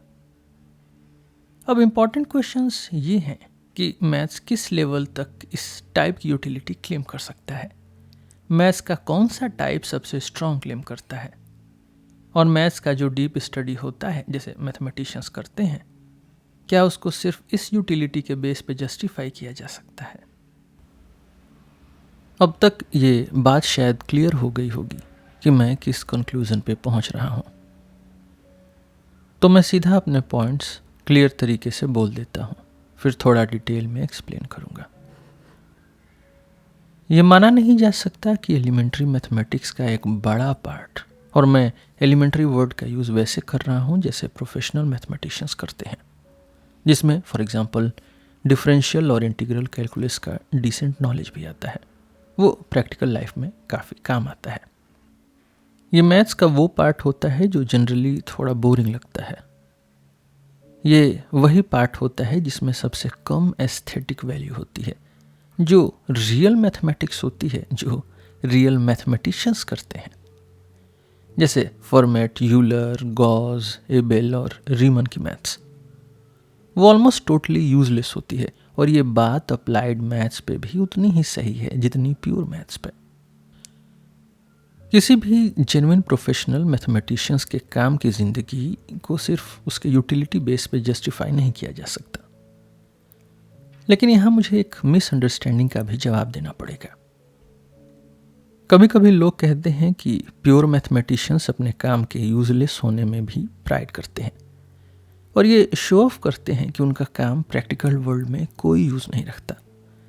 ये जो ब्लेम है वो जनरली एक केयरलेस बात पे बेस्ड होता है जो गॉस के नाम से जोड़ी जाती है, जिसमें वो कहते हैं कि अगर मैथमेटिक्स साइंस की रानी है तो नंबर थियरी, क्योंकि वो बिल्कुल बेकार है, मैथ्स की भी रानी है। मुझे कभी इस लाइन का एग्जैक्ट कोट नहीं मिला। मुझे लगता है कि अगर ये लाइन गॉस ने बोली भी हो तो लोगों ने उनका मतलब गलत समझा है। अगर नंबर थियरी का यूज़ किसी प्रैक्टिकल और क्लियरली अच्छे काम में हो सकता, जैसे कि वो डायरेक्टली इंसान की हैप्पीनेस बढ़ा सके या दुख कम कर सके, जैसे फिजियोलॉजी या केमिस्ट्री करते हैं, तो न गॉस और न ही कोई और मैथमेटिशियन इतना बेवकूफ़ होता कि वो ऐसे यूजेस को इग्नोर करे या रिग्रेट करे। लेकिन साइंस गुड के लिए भी काम करती है और इविल के लिए भी, स्पेशली वॉर के टाइम में। तो गॉस और छोटे मैथमेटिशियंस दोनों खुश हो सकते हैं कि कम से कम एक साइंस तो है, और वो उनकी अपनी है, जो ह्यूमन लाइफ के नॉर्मल काम धंधों से इतनी दूर है कि वो जेंटल और क्लीन बनी रहती है। एक और मिसअंडरस्टैंडिंग है जिससे हमें बच के रहना चाहिए। लोगों को नेचुरली लगता है कि प्योर और अप्लाइड मैथ्स के बीच यूटिलिटी में बहुत बड़ा फ़र्क होता है, लेकिन ये सोचना गलत है। हाँ, प्योर और अप्लाइड मैथ्स के बीच एक शार्प डिफरेंस होता है, जिसे मैं अभी थोड़ी देर में एक्सप्लेन करूंगा, लेकिन ये डिफरेंस उनकी यूटिलिटी को ज़्यादा अफेक्ट नहीं करता। प्योर और अप्लाइड मैथमेटिशियंस एक दूसरे से कैसे अलग होते हैं, ये सवाल काफ़ी क्लियर तरीके से आंसर किया जा सकता है, और इस पे मैथमेटिशियंस के बीच जनरल एग्रीमेंट भी होती है। मेरा आंसर नॉर्मल ही होगा, कोई अजीब बात नहीं होगी इसमें, लेकिन थोड़ा बैकग्राउंड देना ज़रूरी है। मेरे अगले 2 सेक्शंस थोड़ा सा फिलोसॉफिकल फील के होंगे, लेकिन ये फिलोसफी ज़्यादा डीप नहीं जाएगी, और ना ही ये मेरे मेन आइडियाज़ के लिए बहुत इंपॉर्टेंट है। लेकिन मैं कुछ ऐसे वर्ड्स यूज़ करूँगा जिनके डेफिनेट फिलोसॉफिकल मीनिंग होते हैं, और अगर मैंने उनका मतलब क्लियर नहीं किया तो रीडर कंफ्यूज्ड हो सकते हैं। मैंने पहले भी वर्ड रियल यूज़ किया है, जिसे हम नॉर्मली कन्वर्सेशन में करते हैं। मैंने कहा रियल मैथमेटिक्स और रियल मैथमेटिशियंस, जैसे कोई बोले रियल पोएट्री या रियल पोएट्स, और मैं आगे भी ये वर्ड ऐसे ही यूज़ करता रहूँगा। लेकिन मैं वर्ड रियलिटी भी यूज़ करूँगा 2 अलग मीनिंग्स के साथ। पहला मीनिंग है फिजिकल रियलिटी, और यहाँ भी मैं इसका यूज़ नॉर्मल सेंस में कर रहा हूँ। फिजिकल रियलिटी का मतलब है ये मटेरियल वर्ल्ड, दिन रात, अर्थक्वेक्स, इक्लिप्सेस, वो दुनिया जिसे फिजिकल साइंस समझने की कोशिश करती है। अब तक तो मुझे नहीं लगता कि किसी रीडर को मेरी लैंग्वेज से दिक्कत हुई होगी, लेकिन अब मैं थोड़ा टफ जोन में जा रहा हूँ मेरे लिए, और मुझे लगता है कि ज़्यादा मैथमेटिशियंस के लिए भी। एक और रियलिटी होती है जिसे मैं मैथमेटिकल रियलिटी बोलूँगा, लेकिन इस मैथमेटिकल रियलिटी के नेचर पे न मैथमेटिशियंस और न फिलोसोफर्स के बीच कोई एग्रीमेंट है। कुछ लोग मानते हैं कि ये मेंटल होती है और किसी सेंस में हम ही इसे बनाते हैं। कुछ कहते हैं ये हमसे बाहर होती है और इंडिपेंडेंट होती है। अगर कोई आदमी मैथमेटिकल रियलिटी का सॉलिड एक्सप्लेनेशन दे दे तो वो मेटाफिजिक्स के बहुत सारे टफ प्रॉब्लम सॉल्व कर देगा, और अगर उस एक्सप्लेनेशन में फिजिकल रियलिटी भी आ जाए तो फिर तो वो सब कुछ सॉल्व कर चुका होगा। मैं इन सवालों पे यहाँ आर्ग्यू नहीं करना चाहता, चाहे मैं कैपेबल भी होता तब भी, लेकिन मैं अपनी पोजीशन क्लियरली बता देता हूँ ताकि छोटी छोटी मिसअंडरस्टैंडिंग्स ना हो। मैं मानता हूँ कि मैथमेटिकल रियलिटी हमसे बाहर होती है। हमारी जॉब होती है उसे डिस्कवर करना या ऑब्जर्व करना। जो थियरम्स हम प्रूव करते हैं और जिसे हम थोड़ा फैंसी तरीके से अपनी क्रिएशंस कहते हैं, वो सिर्फ उन ऑब्जर्वेशन के नोट्स होते हैं। ये भी प्लेटो से लेके कई बड़े फिलोसोफर्स ने किसी न किसी फॉर्म में माना है, और मैं वही लैंग्वेज यूज़ करूँगा जो ऐसे सोच रखने वाले आदमी के लिए नेचुरल होती है। अगर कोई रीडर मेरी फिलॉसफी से एग्री नहीं करता तो वो लैंग्वेज को अपने हिसाब से बदल सकता है। मेरे कंक्लूजन्स पे उसका ऑलमोस्ट कोई फर्क नहीं पड़ेगा। प्योर और अप्लाइड मैथमेटिक्स का जो डिफरेंस है वो सबसे क्लियरली ज्योमेट्री में दिखाई देता है। प्योर ज्योमेट्री एक साइंस है जिसमें कई टाइप्स की ज्योमेट्रीज होती हैं, जैसे projective geometry, Euclidean geometry, non Euclidean geometry और भी ऐसे। इनमें से हर ज्योमेट्री एक मॉडल होती है, एक आइडियाज़ का पैटर्न, और इनका जजमेंट इस बेसिस पे होता है कि वो पैटर्न कितना इंटरेस्टिंग और ब्यूटीफुल है। ये एक मैप या पिक्चर होती है जो कई लोगों के काम का मिलके बना रिजल्ट होती है। एक अधूरा और इम्परफेक्ट कॉपी, लेकिन जितना कवर करते हैं उतना एग्जैक्ट। तो ये एक अधूरा और imperfect copy of mathematical reality का एक हिस्सा है। लेकिन जो पॉइंट अभी हमें इम्पॉर्टेंट लगता है वो ये है कि प्योर ज्योमेट्रीज एक चीज़ की पिक्चर नहीं होती, और वह है फिजिकल वर्ल्ड की स्पेस और टाइम वाली रियलिटी। ये क्लियरली ऑब्वियस है क्योंकि अर्थक्वेक्स और इक्लिप्सेस मैथमेटिकल कॉन्सेप्ट्स नहीं हैं। ये बात किसी आउटसाइडर को थोड़ी अजीब लग सकती है, लेकिन एक जियोमीटर के लिए ये एक सिंपल फैक्ट है। मैं शायद इसे एक एग्जाम्पल से और क्लियर कर सकता हूँ। मान लो मैं किसी ज्योमेट्री सिस्टम पे लेक्चर दे रहा हूँ, जैसे ऑर्डिनरी यूक्लिडियन ज्योमेट्री, और मैं ब्लैक बोर्ड पे कुछ फिगर्स बना रहा हूँ, स्ट्रेट लाइंस, सर्कल्स या एलिप्सिस के रफ ड्राइंग्स। ये क्लियरली दिखता है कि जो थियरम्स मैं प्रूव कर रहा हूँ उनकी ट्रूथ का ड्राइंग्स की क्वालिटी से कोई लेना देना नहीं है। इनका काम सिर्फ ये होता है कि मैं अपनी बात ऑडियंस को अच्छे से समझा पाऊँ, और अगर मैं वो बात समझा पा रहा हूँ तो चाहे वो ड्राइंग्स वर्ल्ड के बेस्ट आर्टिस्ट ने बनाई हो, उससे कोई फर्क नहीं पड़ेगा। ये सिर्फ टीचिंग के टूल्स हैं, लेक्चर के एक्चुअल सब्जेक्ट का पार्ट नहीं। अब एक कदम और आगे बढ़ते हैं। जिस रूम में मैं लेक्चर दे रहा हूँ वो फिजिकल वर्ल्ड का हिस्सा है, और उसकी भी एक अपनी पैटर्न होती है। इस पैटर्न का स्टडी और फिजिकल रियलिटी के ओवरऑल पैटर्न की स्टडी खुद एक साइंस है जिसे हम बोल सकते हैं फिजिकल ज्योमेट्री। अब मान लीजिए कि उस रूम में कोई हैवी डायनेमो या ग्रेविटी वाला ऑब्जेक्ट ले आया गया, तो फिजिसिस्ट बोलेंगे कि अब रूम की ज्योमेट्री चेंज हो गई है, उसका फिजिकल पैटर्न थोड़ा डिस्टॉर्ट हो गया है। तो क्या अब जो थियरम्स मैंने प्रूव किए हैं वो गलत हो गए? बिल्कुल भी नहीं। ये सोचना भी नॉनसेंस होगा। ये वैसे ही होगा जैसे सोचना कि शेक्सपियर का प्ले चेंज हो गया, क्योंकि किसी रीडर ने उसके पेज पे चाय गिरा दी। प्ले उस पेज पर डिपेंड नहीं करता जिसमें वो लिखा गया है। वैसे ही प्योर ज्योमेट्रीज भी लेक्चर रूम या फिजिकल वर्ल्ड के किसी पार्ट पे डिपेंड नहीं करते। तो ये होता है एक प्योर मैथमेटिशियन का नज़रिया। अप्लाइड मैथमेटिशियंस या मैथमेटिकल फिजिसिस्ट ये नेचुरली अलग व्यू रखते हैं, क्योंकि वो डायरेक्टली फिजिकल वर्ल्ड के साथ काम करते हैं जिसका खुद का स्ट्रक्चर या पैटर्न होता है। हम इस पैटर्न को प्योर ज्योमेट्री जैसे एग्जैक्टली डिस्क्राइब नहीं कर सकते, लेकिन हम उसके बारे में कुछ इंपॉर्टेंट बातें सीख सकते हैं। कभी हम उस पैटर्न को काफ़ी एक्यूरेटली डिस्क्राइब कर पाते हैं, कभी बस रफली। हम फिजिकल वर्ल्ड के कुछ पार्ट्स के बीच के रिलेशंस को समझने की कोशिश करते हैं और फिर उन्हें कंपेयर करते हैं प्योर ज्योमेट्री के किसी सिस्टम के एग्जैक्ट रिलेशंस के साथ। अगर दोनों में कोई सिमिलरिटी मिलती है तो वो ज्योमेट्री फिजिसिस्ट के लिए इंटरेस्टिंग बन जाती है। वो ज्योमेट्री एक ऐसा मैप बन जाता है जो फिजिकल फैक्ट्स के साथ फिट होता है। जियोमीटर फिजिसिस्ट को कई मैप्स का सेट दे सकता है जिसमें से वो चूज कर सकता है। हो सकता है एक पर्टिकुलर मैप सबसे ज़्यादा एक्यूरेट फिट हो, तो वो ज्योमेट्री अप्लाइड मैथ्स के लिए सबसे इंपॉर्टेंट बन जाती है। मैं ये भी कह सकता हूँ कि एक प्योर मैथमेटिशियन भी कभी कभी उस ज्योमेट्री को और ज़्यादा अप्रिशिएट करता है, क्योंकि कोई भी मैथमेटिशियन इतना प्योर नहीं होता कि उससे फिजिकल वर्ल्ड में कोई इंटरेस्ट ही ना हो। लेकिन जितना वो इस इंटरेस्ट में खींचता है उतना ही वो अपनी प्योर मैथमेटिकल पोजीशन से थोड़ा दूर चला जाता है।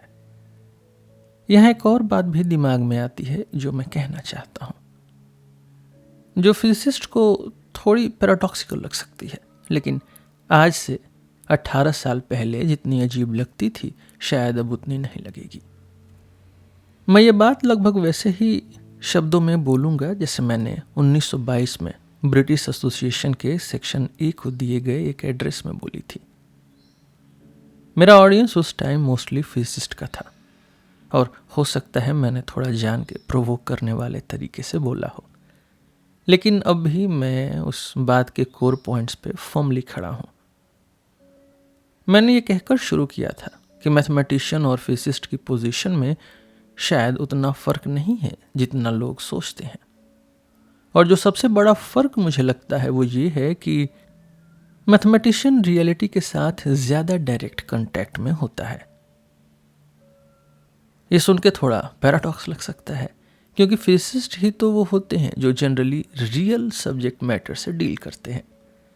लेकिन थोड़ा सा भी सोचेंगे तो दिख जाएगा कि फिजिसिस्ट की रियलिटी जो भी हो उसमें वो क्वालिटीज़ नहीं होती जो कॉमन सेंस नेचुरली रियलिटी के साथ जोड़ता है। एक चेयर हो सकती है बस घूमते हुए इलेक्ट्रॉन्स का ग्रुप, या फिर सिर्फ गॉड के दिमाग में एक आइडिया। दोनों एक्सप्लेनेशंस का अपना पॉइंट हो सकता है, लेकिन दोनों ही कॉमन सेंस के सिंपल आइडिया से काफ़ी अलग लगते हैं। मैंने वहाँ आगे ये भी कहा था कि न फिजिसिस्ट और न ही फिलोसोफर्स ने कभी ये क्लियरली समझाया है कि फिजिकल रियलिटी एक्चुअली होती क्या है, या फिर फिजिसिस्ट कैसे शुरू में जो रैंडम फैक्ट्स और सेंसेशंस होते हैं उनसे निकल कर उन ऑब्जेक्ट्स तक पहुंचता है जिसे वो रियल कहता है। तो हम ये तो नहीं कह सकते कि फिजिक्स का सब्जेक्ट मैटर हम अच्छी तरह जानते हैं, लेकिन फिर भी हम रफली समझ सकते हैं कि फिजिसिस्ट करना क्या चाहता है।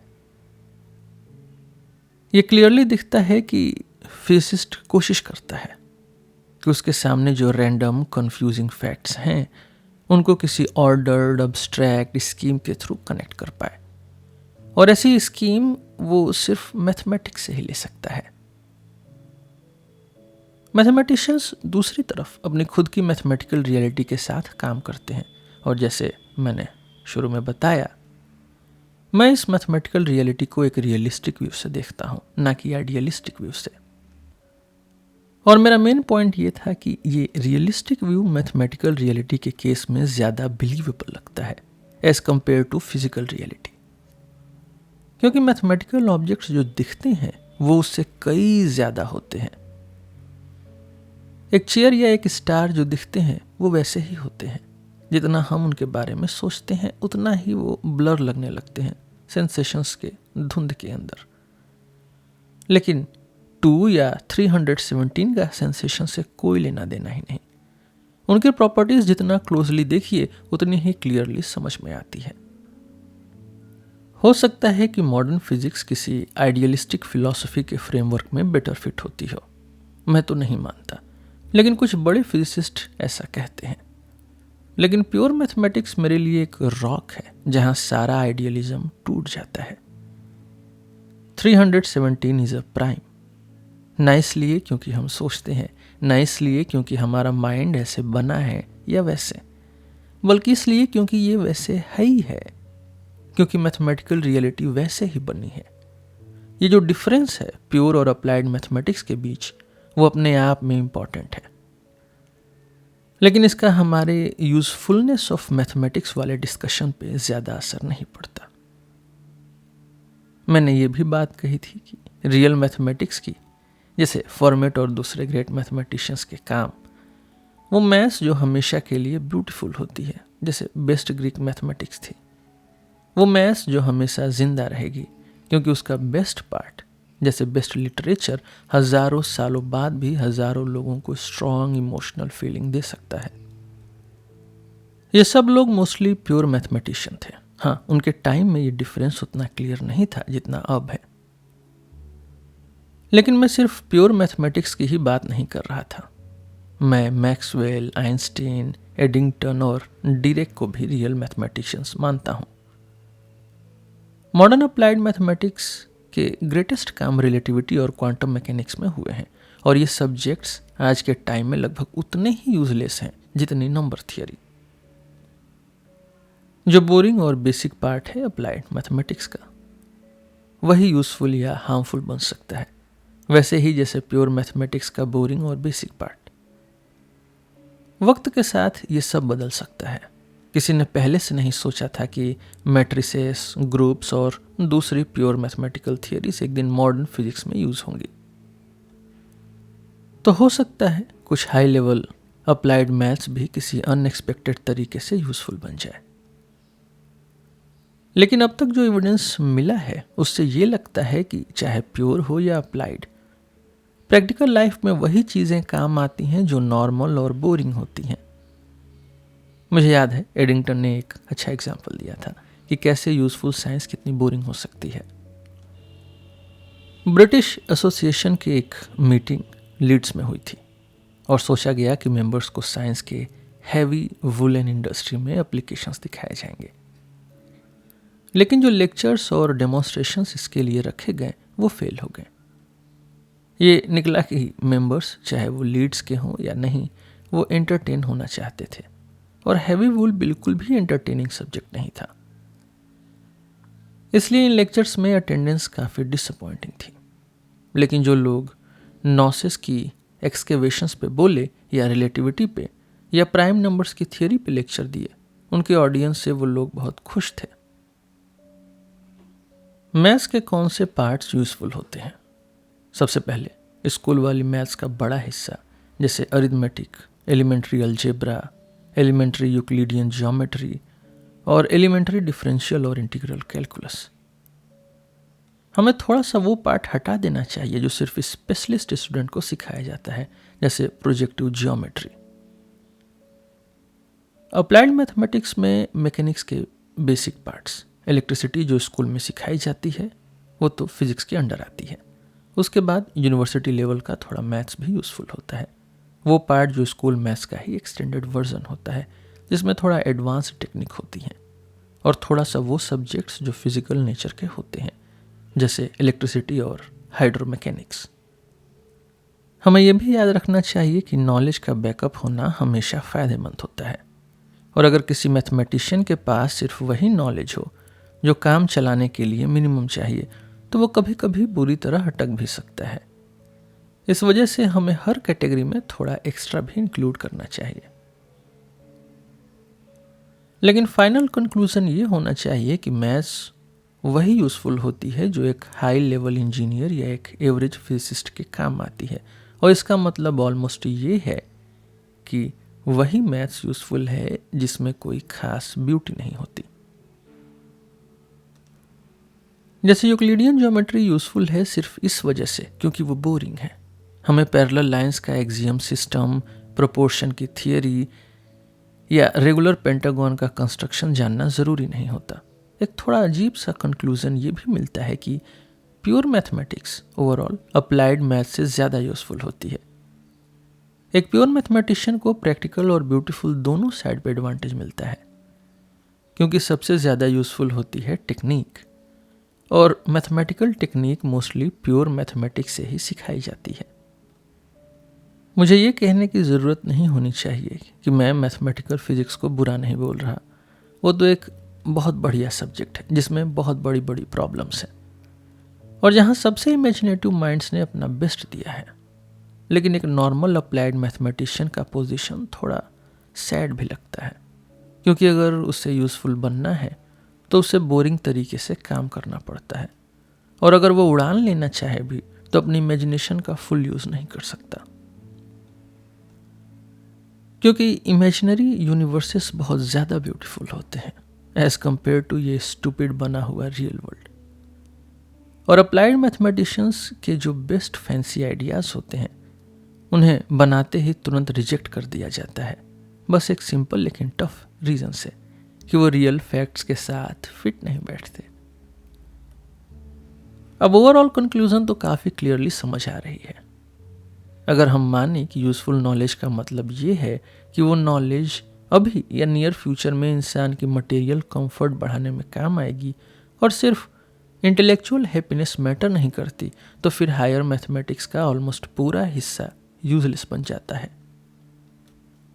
मॉडर्न जियोमेट्री और अलजेब्रा, नंबर थियरी, एग्रीगेट्स और फंक्शंस की थियरी, रिलेटिविटी, क्वांटम मैकेनिक्स, इनमें से कोई भी सब्जेक्ट इस टेस्ट में दूसरे से बेटर नहीं निकलता, और कोई भी रियल मैथमेटिशियन अपनी ज़िंदगी को इस बेस पे जस्टिफाई नहीं कर सकता।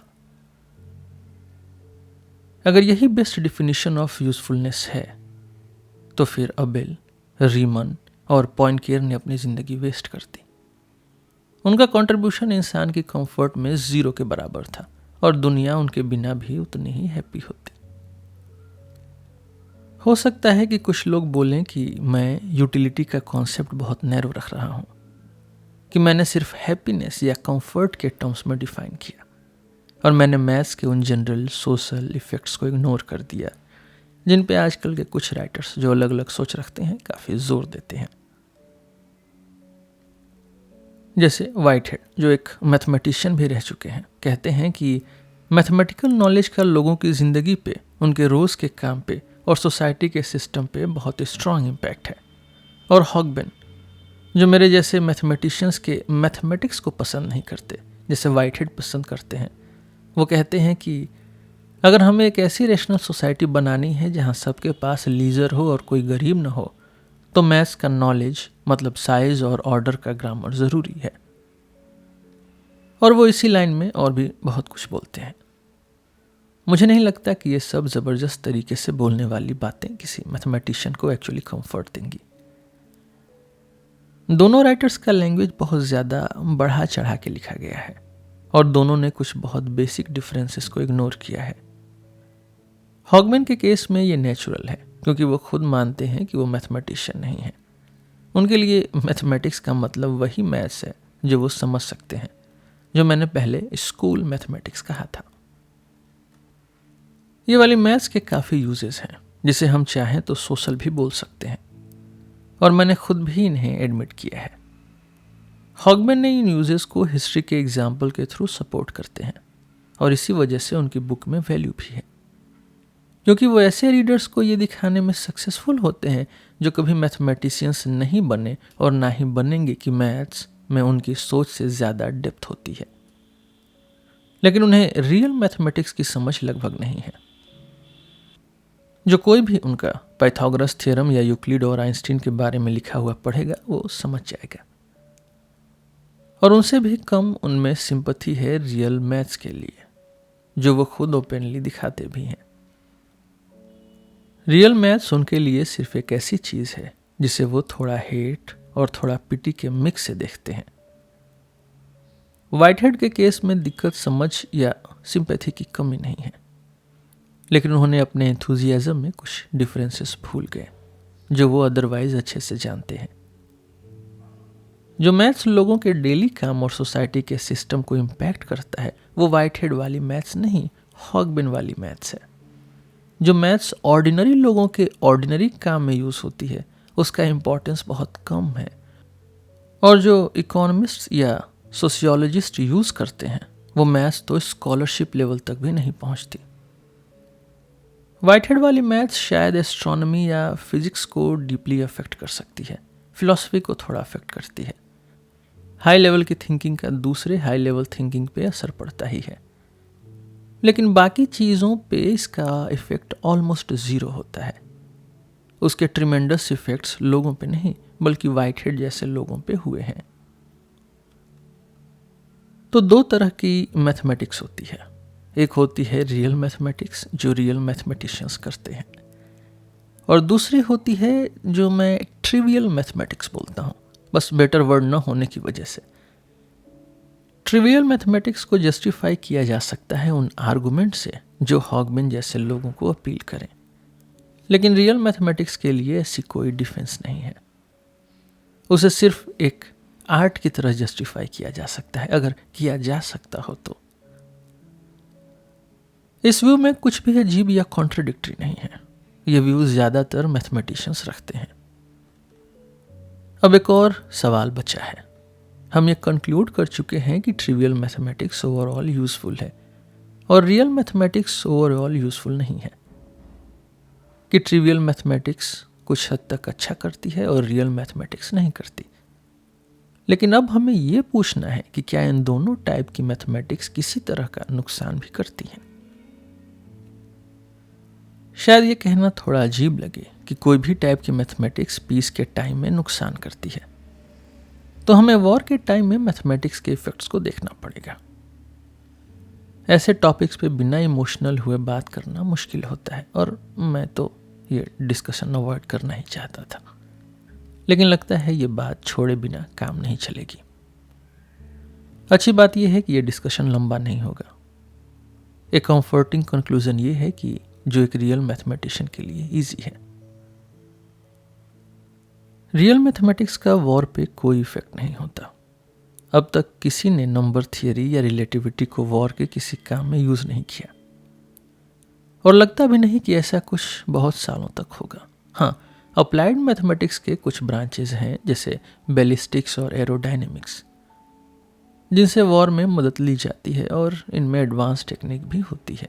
उन्हें ट्रिवियल कहना मुश्किल है, लेकिन वो कभी भी रियल मैथमेटिक्स के लेवल तक नहीं पहुंचती। वो चीज़ें देखने में बोरिंग होती हैं और फील में बदसूरत। लिटिल वुड जैसे मैथमेटिशियंस भी बैलिस्टिक्स को रिस्पेक्टेबल नहीं बना सके, और अगर वो नहीं कर सके तो और कौन करेगा। तो एक रियल मैथमेटिशियन का कॉन्शियंस क्लीन होता है, उसके काम का कोई नेगेटिव इफेक्ट नहीं होता, और जैसे मैंने ऑक्सफोर्ड में कहा था, मैथमेटिक्स एक हार्मलेस और इनोसेंट काम है। वहीं ट्रिवियल मैथमेटिक्स वॉर में बहुत जगह यूज होती है, जैसे गनरी एक्सपर्ट्स और एरोप्लेन डिजाइनर्स बिना इसके काम नहीं कर सकते। और इन एप्लीकेशंस का जो ओवरऑल इफेक्ट है वो क्लियर है कि मैथ्स भी चाहे फिजिक्स और केमिस्ट्री जितना क्लियर ना हो, मॉडर्न साइंटिफिक और टोटल वॉर को आसान बनाता है। अब ये उतना सिंपल नहीं है जितना लगता है कि इस बात को रिजेक्ट किया जाए, क्योंकि मॉडर्न साइंटिफिक वॉर पे दो अलग अलग व्यूज होते हैं। पहला और सबसे कॉमन व्यू ये है कि साइंस ने वॉर को और ज़्यादा खतरनाक बनाया है, फाइटर्स का दर्द बढ़ाया है और बाकी लोगों तक भी उस दर्द को पहुंचा दिया है। यही सबसे नेचुरल और वाइडली एक्सेप्टेड व्यू है। लेकिन एक दूसरा व्यू भी है जो काफ़ी स्ट्रांग तरीके से रखा गया है, जिसे हेल्डेन ने कैलिनिकस में लिखा था। उसमें कहा गया कि मॉडर्न वॉर पहले के वॉर से कम हॉरिबल है। बॉम्ब्स शायद बेयोनेट से ज़्यादा मर्सीफुल होते हैं, लेकिन मेथरी गैस और मस्टर्ड गैस शायद अब तक के सबसे ह्यूमेन वेपन्स हैं जो मिलिट्री साइंस ने बनाए हैं। और ऑर्थोडॉक्स व्यू बस इमोशनल सोच पे बेस्ड है। एक और बात ये भी कही जा सकती है जो हल्डेन ने नहीं बोली थी, कि साइंस ने वॉर में सबके लिए रिस्क को इक्वल बनाने की पॉसिबिलिटी दी है, कि सिविलियन की लाइफ सोल्जर के बराबर हो और औरत की लाइफ मर्द के बराबर। एक ही क्लास पे पूरा वॉर का बर्डन गिरना ठीक नहीं, और इस हिसाब से जितनी जल्दी वॉर ऑल आउट हो जाए उतना बेटर। मुझे नहीं पता इन दोनों व्यूज में से कौन सा ज़्यादा सच के करीब है। ये एक इम्पॉर्टेंट और इमोशनल सवाल है, लेकिन मुझे यहाँ इस पे आर्ग्यू करने की ज़रूरत नहीं। ये सिर्फ ट्रिवियल मैथमेटिक्स से रिलेटेड है, जिसे डिफेंड करना हॉगमैन का काम है, मेरा नहीं। उसके मैथमेटिक्स का केस थोड़ा मिस हो सकता है, लेकिन मेरे मैथमेटिक्स का केस बिल्कुल साफ है। वैसे इस पे थोड़ा और भी कहने को है, क्योंकि एक पर्पस तो ऐसा है जिसमें रियल मैथमेटिक्स वॉर के टाइम काम आ सकती है, और वो ये है कि जब दुनिया पागल हो जाए तो एक मैथमेटिशियन को मैथमेटिक्स एक अनमैच्ड सुकून दे सकती है, क्योंकि मैथ्स सभी आर्ट्स और साइंसेस में से सबसे ज़्यादा स्ट्रिक्ट और सबसे ज़्यादा दुनिया से अलग होती है। और एक मैथमेटिशियन वो इंसान होना चाहिए जो सबसे आसानी से उस जगह जा सके जहाँ, जैसे बर्ट्रैंड रसल कहते हैं, कि हमारे अंदर के अच्छे जज्बात इस बोरिंग दुनिया के दर्द से थोड़ी देर के लिए निकल सकते हैं। लेकिन ये कहना ज़रूरी है कि एक बड़ी कंडीशन यहाँ अप्लाई होती है, मैथमेटिशियन ज़्यादा बूढ़े नहीं होने चाहिए। मैथमेटिक्स एक कॉन्टेम्पलेटिव, सोचने वाला नहीं बल्कि क्रिएटिव सब्जेक्ट है। अगर किसी इंसान के अंदर क्रिएट करने की एबिलिटी या इच्छा ख़त्म हो जाए तो उसके लिए मैथमेटिक्स से सुकून लेना मुश्किल हो जाता है, और ये मैथमेटिशियंस के साथ काफ़ी जल्दी हो जाता है। ये बुरा लगता है, लेकिन अगर ऐसा हो जाए तो वैसे भी उस इंसान का मतलब ज़्यादा नहीं बचता, और उसके लिए चिंता करना भी बेकार है। अब मैं अपने कंक्लूजन्स को समराइज करूंगा, लेकिन थोड़ा पर्सनल तरीके से। मैंने स्टार्टिंग में कहा था कि कोई भी जब अपने सब्जेक्ट को डिफेंड करता है तो एक्चुअली वो खुद को डिफेंड कर रहा होता है। तो मेरी जस्टिफिकेशन एक प्रोफेशनल मैथमेटिशियन की लाइफ की नहीं, बल्कि मेरी अपनी लाइफ की जस्टिफिकेशन है। तो ये एंडिंग सेक्शन बेसिकली मेरी ऑटोबायोग्राफी का एक छोटा टुकड़ा बन जाता है। मुझे याद नहीं कि मैंने कुछ और बनने का सोचा भी था मैथमेटिशियन के अलावा। मुझे लगता है कि मेरे अंदर का टैलेंट बचपन से इसी डायरेक्शन में था, और मैंने कभी अपने बड़े लोगों के फैसले पर डाउट नहीं किया। बचपन में मुझे मैथ्स के लिए कोई पैशन था ऐसा मुझे याद नहीं, और मैथमेटिशियन बनने के कैरियर को मैंने कभी अच्छा नहीं समझा। मेरे लिए मैथ्स का मतलब होता था एग्ज़ाम्स और स्कॉलरशिप्स। मैं दूसरे लड़कों को हराना चाहता था, और मुझे लगा ये काम मैं इसी फील्ड में सबसे स्ट्रांग तरीके से कर सकता हूँ। मैं लगभग 15 साल का था जब मेरी एम्बिशन थोड़ी सीरियस हो गई, वो भी एक अजीब तरीके से। एक बुक थी एलन सेट ओबिन के नाम से, जिसका नाम था अ फेलो ऑफ ट्रिनिटी। ये एक सीरीज का पार्ट थी जो कैम्ब्रिज कॉलेज लाइफ पे बेस्ड थी। शायद ये बुक मेरी कोरेली के बुक से भी खराब थी, लेकिन अगर एक बुक किसी इंटेलिजेंट लड़के की इमेजिनेशन को फायर कर दे तो वो बुक पूरी बेकार नहीं होती। उस बुक में 2 हीरोज थे। एक मेन हीरो था फ्लावर्स, जो बिल्कुल अच्छा इंसान था, और एक दूसरा हीरो था ब्राउन, जो थोड़ा कमज़ोर और सॉफ्ट था। फ्लावर्स और ब्राउन को यूनिवर्सिटी लाइफ में कई प्रॉब्लम्स फेस करनी पड़ती थी, लेकिन सबसे बड़ी प्रॉब्लम होती है चेस्टरटन का एक गैम्बलिंग सलून, जो 2 लड़कियों मिसेस बेलेंडन के कंट्रोल में होती हैं, जो ब्यूटीफुल होती हैं लेकिन बहुत बुरी भी। फ्लावर सब मुश्किलों से निकल जाता है, सेकेंड रेंगुलर और सीनियर क्लासिक बन जाता है, और सीधा ट्रिनिटी का फेलो भी बन जाता है। ब्राउन फेल हो जाता है, अपने पेरेंट्स को बर्बाद करता है, शराब पे लग जाता है, और थंडर स्टॉर्म में बस जूनियर डीन की दुआओं से बचता है। उसे ऑर्डिनरी डिग्री लेना भी मुश्किल पड़ता है, और एंड में वो मिशनरी बन जाता है। इन सब बुरे इवेंट्स के बावजूद फ्लावर्स और ब्राउन की दोस्ती नहीं टूटती, और जब फ्लावर्स सीनियर कॉम्बिनेशन रूम में पोर्ट पीता है और वॉलनट्स खाता है तो उसके दिमाग में ब्राउन की याद आती है, एक सॉफ्ट सी सिंपथी के साथ। फ्लावर्स एक ठीक ठाक इंसान था, जितना एलन सेट ऑबिन लिख सके, लेकिन मेरा इनोसेंट दिमाग भी उसे इंटेलिजेंट मानने को रेडी नहीं था। मैंने सोचा अगर वो सब कर सकता है तो मैं क्यों नहीं। और खासकर जो लास्ट सीन था कॉम्बिनेशन रूम का, वो मुझे पूरा का पूरा फैसिनेट कर गया। और उस दिन से लेके आज तक मैंने वो अचीव नहीं किया। मैथमेटिक्स का मतलब मेरे लिए सिर्फ एक ही था, ट्रिनिटी की फेलोशिप। जब मैं कैम्ब्रिज आया तब मुझे तुरंत समझ आया कि फेलोशिप का मतलब होता है ओरिजिनल काम। लेकिन मुझे रिसर्च का कोई क्लियर आइडिया बनाने में काफ़ी टाइम लग गया। स्कूल में जैसे हर फ्यूचर मैथमेटिशियन का होता है, मुझे भी लगता था कि मैं कई चीज़ें अपने टीचर से बेटर कर सकता हूँ, और कैम्ब्रिज में भी थोड़ा कम ही सही। कभी कभी लगता था कि मैं कॉलेज लेक्चरर्स से भी बेहतर कर सकता हूँ।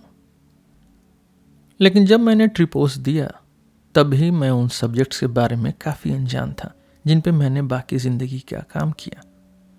और उस वक्त तक भी मेरे लिए मैथ्स एक कंपटीशन जैसा सब्जेक्ट ही था।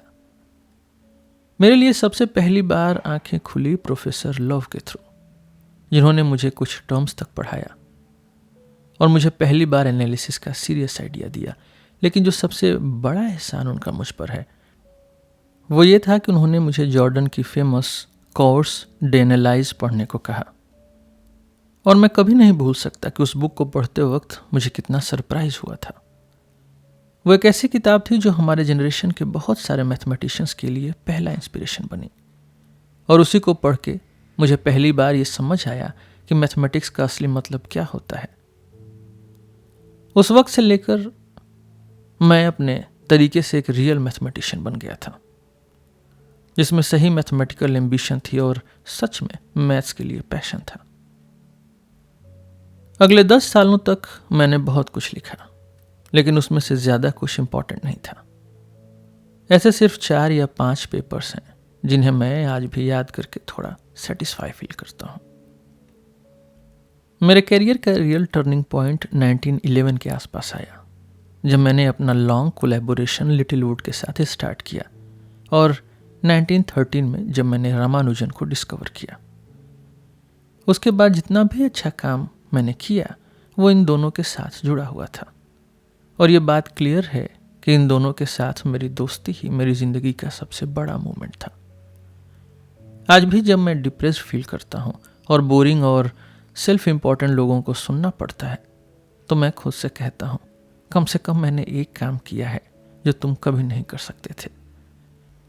मैं लिटिलवुड और रामानुजन दोनों के साथ ऑलमोस्ट इक्वल टर्म्स पे काम कर चुका हूँ। मुझे इन दोनों की वजह से एक अनयूजुअल लेट मैच्योरिटी मिली। मैं अपने बेस्ट फॉर्म में 40 के थोड़ा बाद था जब मैं ऑक्सफोर्ड में प्रोफेसर था। उसके बाद मुझे वो स्टडी डिक्लाइन फील होने लगा जो हर बूढ़े आदमी और खासकर हर बूढ़े मैथमेटिशियन के साथ होता है।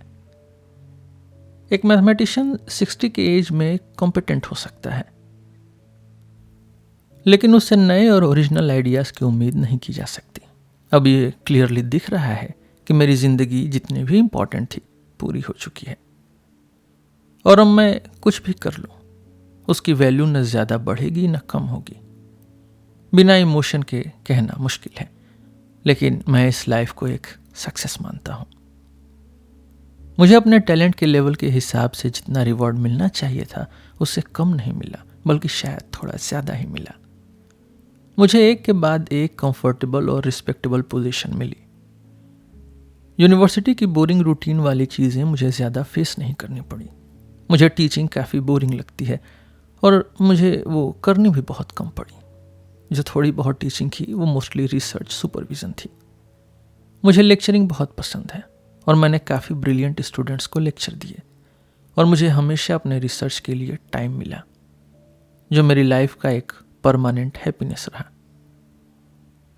मैं दूसरों के साथ काम करने में कंफर्टेबल था, और मैंने 2 आउटस्टैंडिंग मैथमेटिशियंस के साथ बड़ा कोलैबोरेशन किया, और इस वजह से मैं मैथ्स में वो सब ऐड कर सका जो मैं शायद अकेला कभी नहीं कर पाता। मुझे भी थोड़े डिसअपॉइंटमेंट्स मिले, जैसे हर मैथमेटिशियन को मिलते हैं, लेकिन कोई भी इतना सीरियस नहीं था। कि उसने मुझे सच में अनहैप्पी बनाया हो।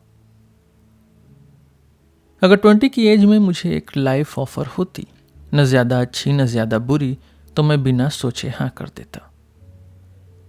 ये सोचना ही बेकार लगता है कि मैं शायद और अच्छा कर सकता था। मुझ में न तो लैंग्वेज का टैलेंट है, ना आर्ट का, और मुझे एक्सपेरिमेंटल साइंस में भी ज़्यादा इंटरेस्ट नहीं है। मैं शायद एक ठीक ठाक फिलोसोफर बन सकता था, लेकिन कोई बहुत ओरिजिनल टाइप का नहीं। मुझे लगता है मैं एक अच्छा लॉयर बन सकता था, लेकिन एकेडमिक लाइफ के बाहर सिर्फ जर्नलिज्म ही एक ऐसी फील्ड थी जहां मुझे अपने चांसेस पे पूरा कॉन्फिडेंस होता। ये तो पक्का है कि मैथमेटिशियन बनना मेरे लिए सही डिसीजन था, अगर सक्सेस का मतलब वही हो जो लोग आम तौर पे समझते हैं तो मेरा चॉइस सही था, अगर मैं चाहता था एक कंफर्टेबल और हैप्पी जिंदगी। लेकिन सोलिसिटर्स, स्टॉक ब्रोकर्स और बुक मार्कर्स भी तो अक्सर कंफर्टेबल और हैप्पी जिंदगी जीते हैं, और समझना मुश्किल है कि दुनिया उनकी वजह से कैसे ज़्यादा अमीर हो गई। क्या कोई ऐसा तरीका है जिसमें मैं कह सकूं कि मेरी ज़िंदगी उनकी ज़िंदगी से कम बेकार रही है? मुझे लगता है कि इसका सिर्फ एक ऑनेस्ट जवाब हो सकता है, हाँ, शायद। लेकिन अगर हाँ, तो सिर्फ एक रीज़न की वजह से। मैंने कभी कुछ यूज़फुल नहीं किया। मेरी किसी भी डिस्कवरी ने ना डायरेक्टली ना इनडायरेक्टली, ना अच्छे के लिए ना बुरे के लिए, दुनिया में कोई भी प्रैक्टिकल फ़र्क डाला। मैंने कुछ और मैथमेटिशियंस को ट्रेन किया है, लेकिन वो भी मेरे जैसे ही मैथमेटिशियंस थे, और उनका काम, कम से कम जितना मैंने उन्हें हेल्प किया, वो भी मेरे काम की तरह ही बेकार था। अगर प्रैक्टिकल स्टैंडर्ड से जज किया जाए तो मेरी मैथमेटिकल लाइफ की वैल्यू 0 है, और मैथ्स के बाहर तो वैसे भी सब कुछ छोटी मोटी चीज़ ही है। बस एक ही चांस है कि मैं पूरी तरह से मीनिंगलेस न कहलाया जाऊं, वो ये कि शायद मैंने कुछ ऐसा बनाया हो जो बनाना वर्थ था, और ये फैक्ट तो माना ही जाएगा कि मैंने कुछ क्रिएट किया है। सवाल सिर्फ उस चीज़ की वैल्यू का है। तो मेरे लाइफ का केस, या उन सब लोगों का केस जो मेरे जैसे मैथमेटिशियंस रहे हैं, वो ये है कि मैंने नॉलेज में थोड़ा सा ऐड किया है और दूसरों को और ज़्यादा ऐड करने में हेल्प किया है, और ये जो चीज़ें ऐड हुई हैं उनकी वैल्यू सिर्फ डिग्रीज में डिफरेंट है, नेचर में नहीं। चाहे वो किसी ग्रेट मैथमेटिशियन की क्रिएशन हो या किसी और आर्टिस्ट की, चाहे वो बड़ा हो या छोटा, जिन्होंने अपने पीछे को याद छोड़ दी है।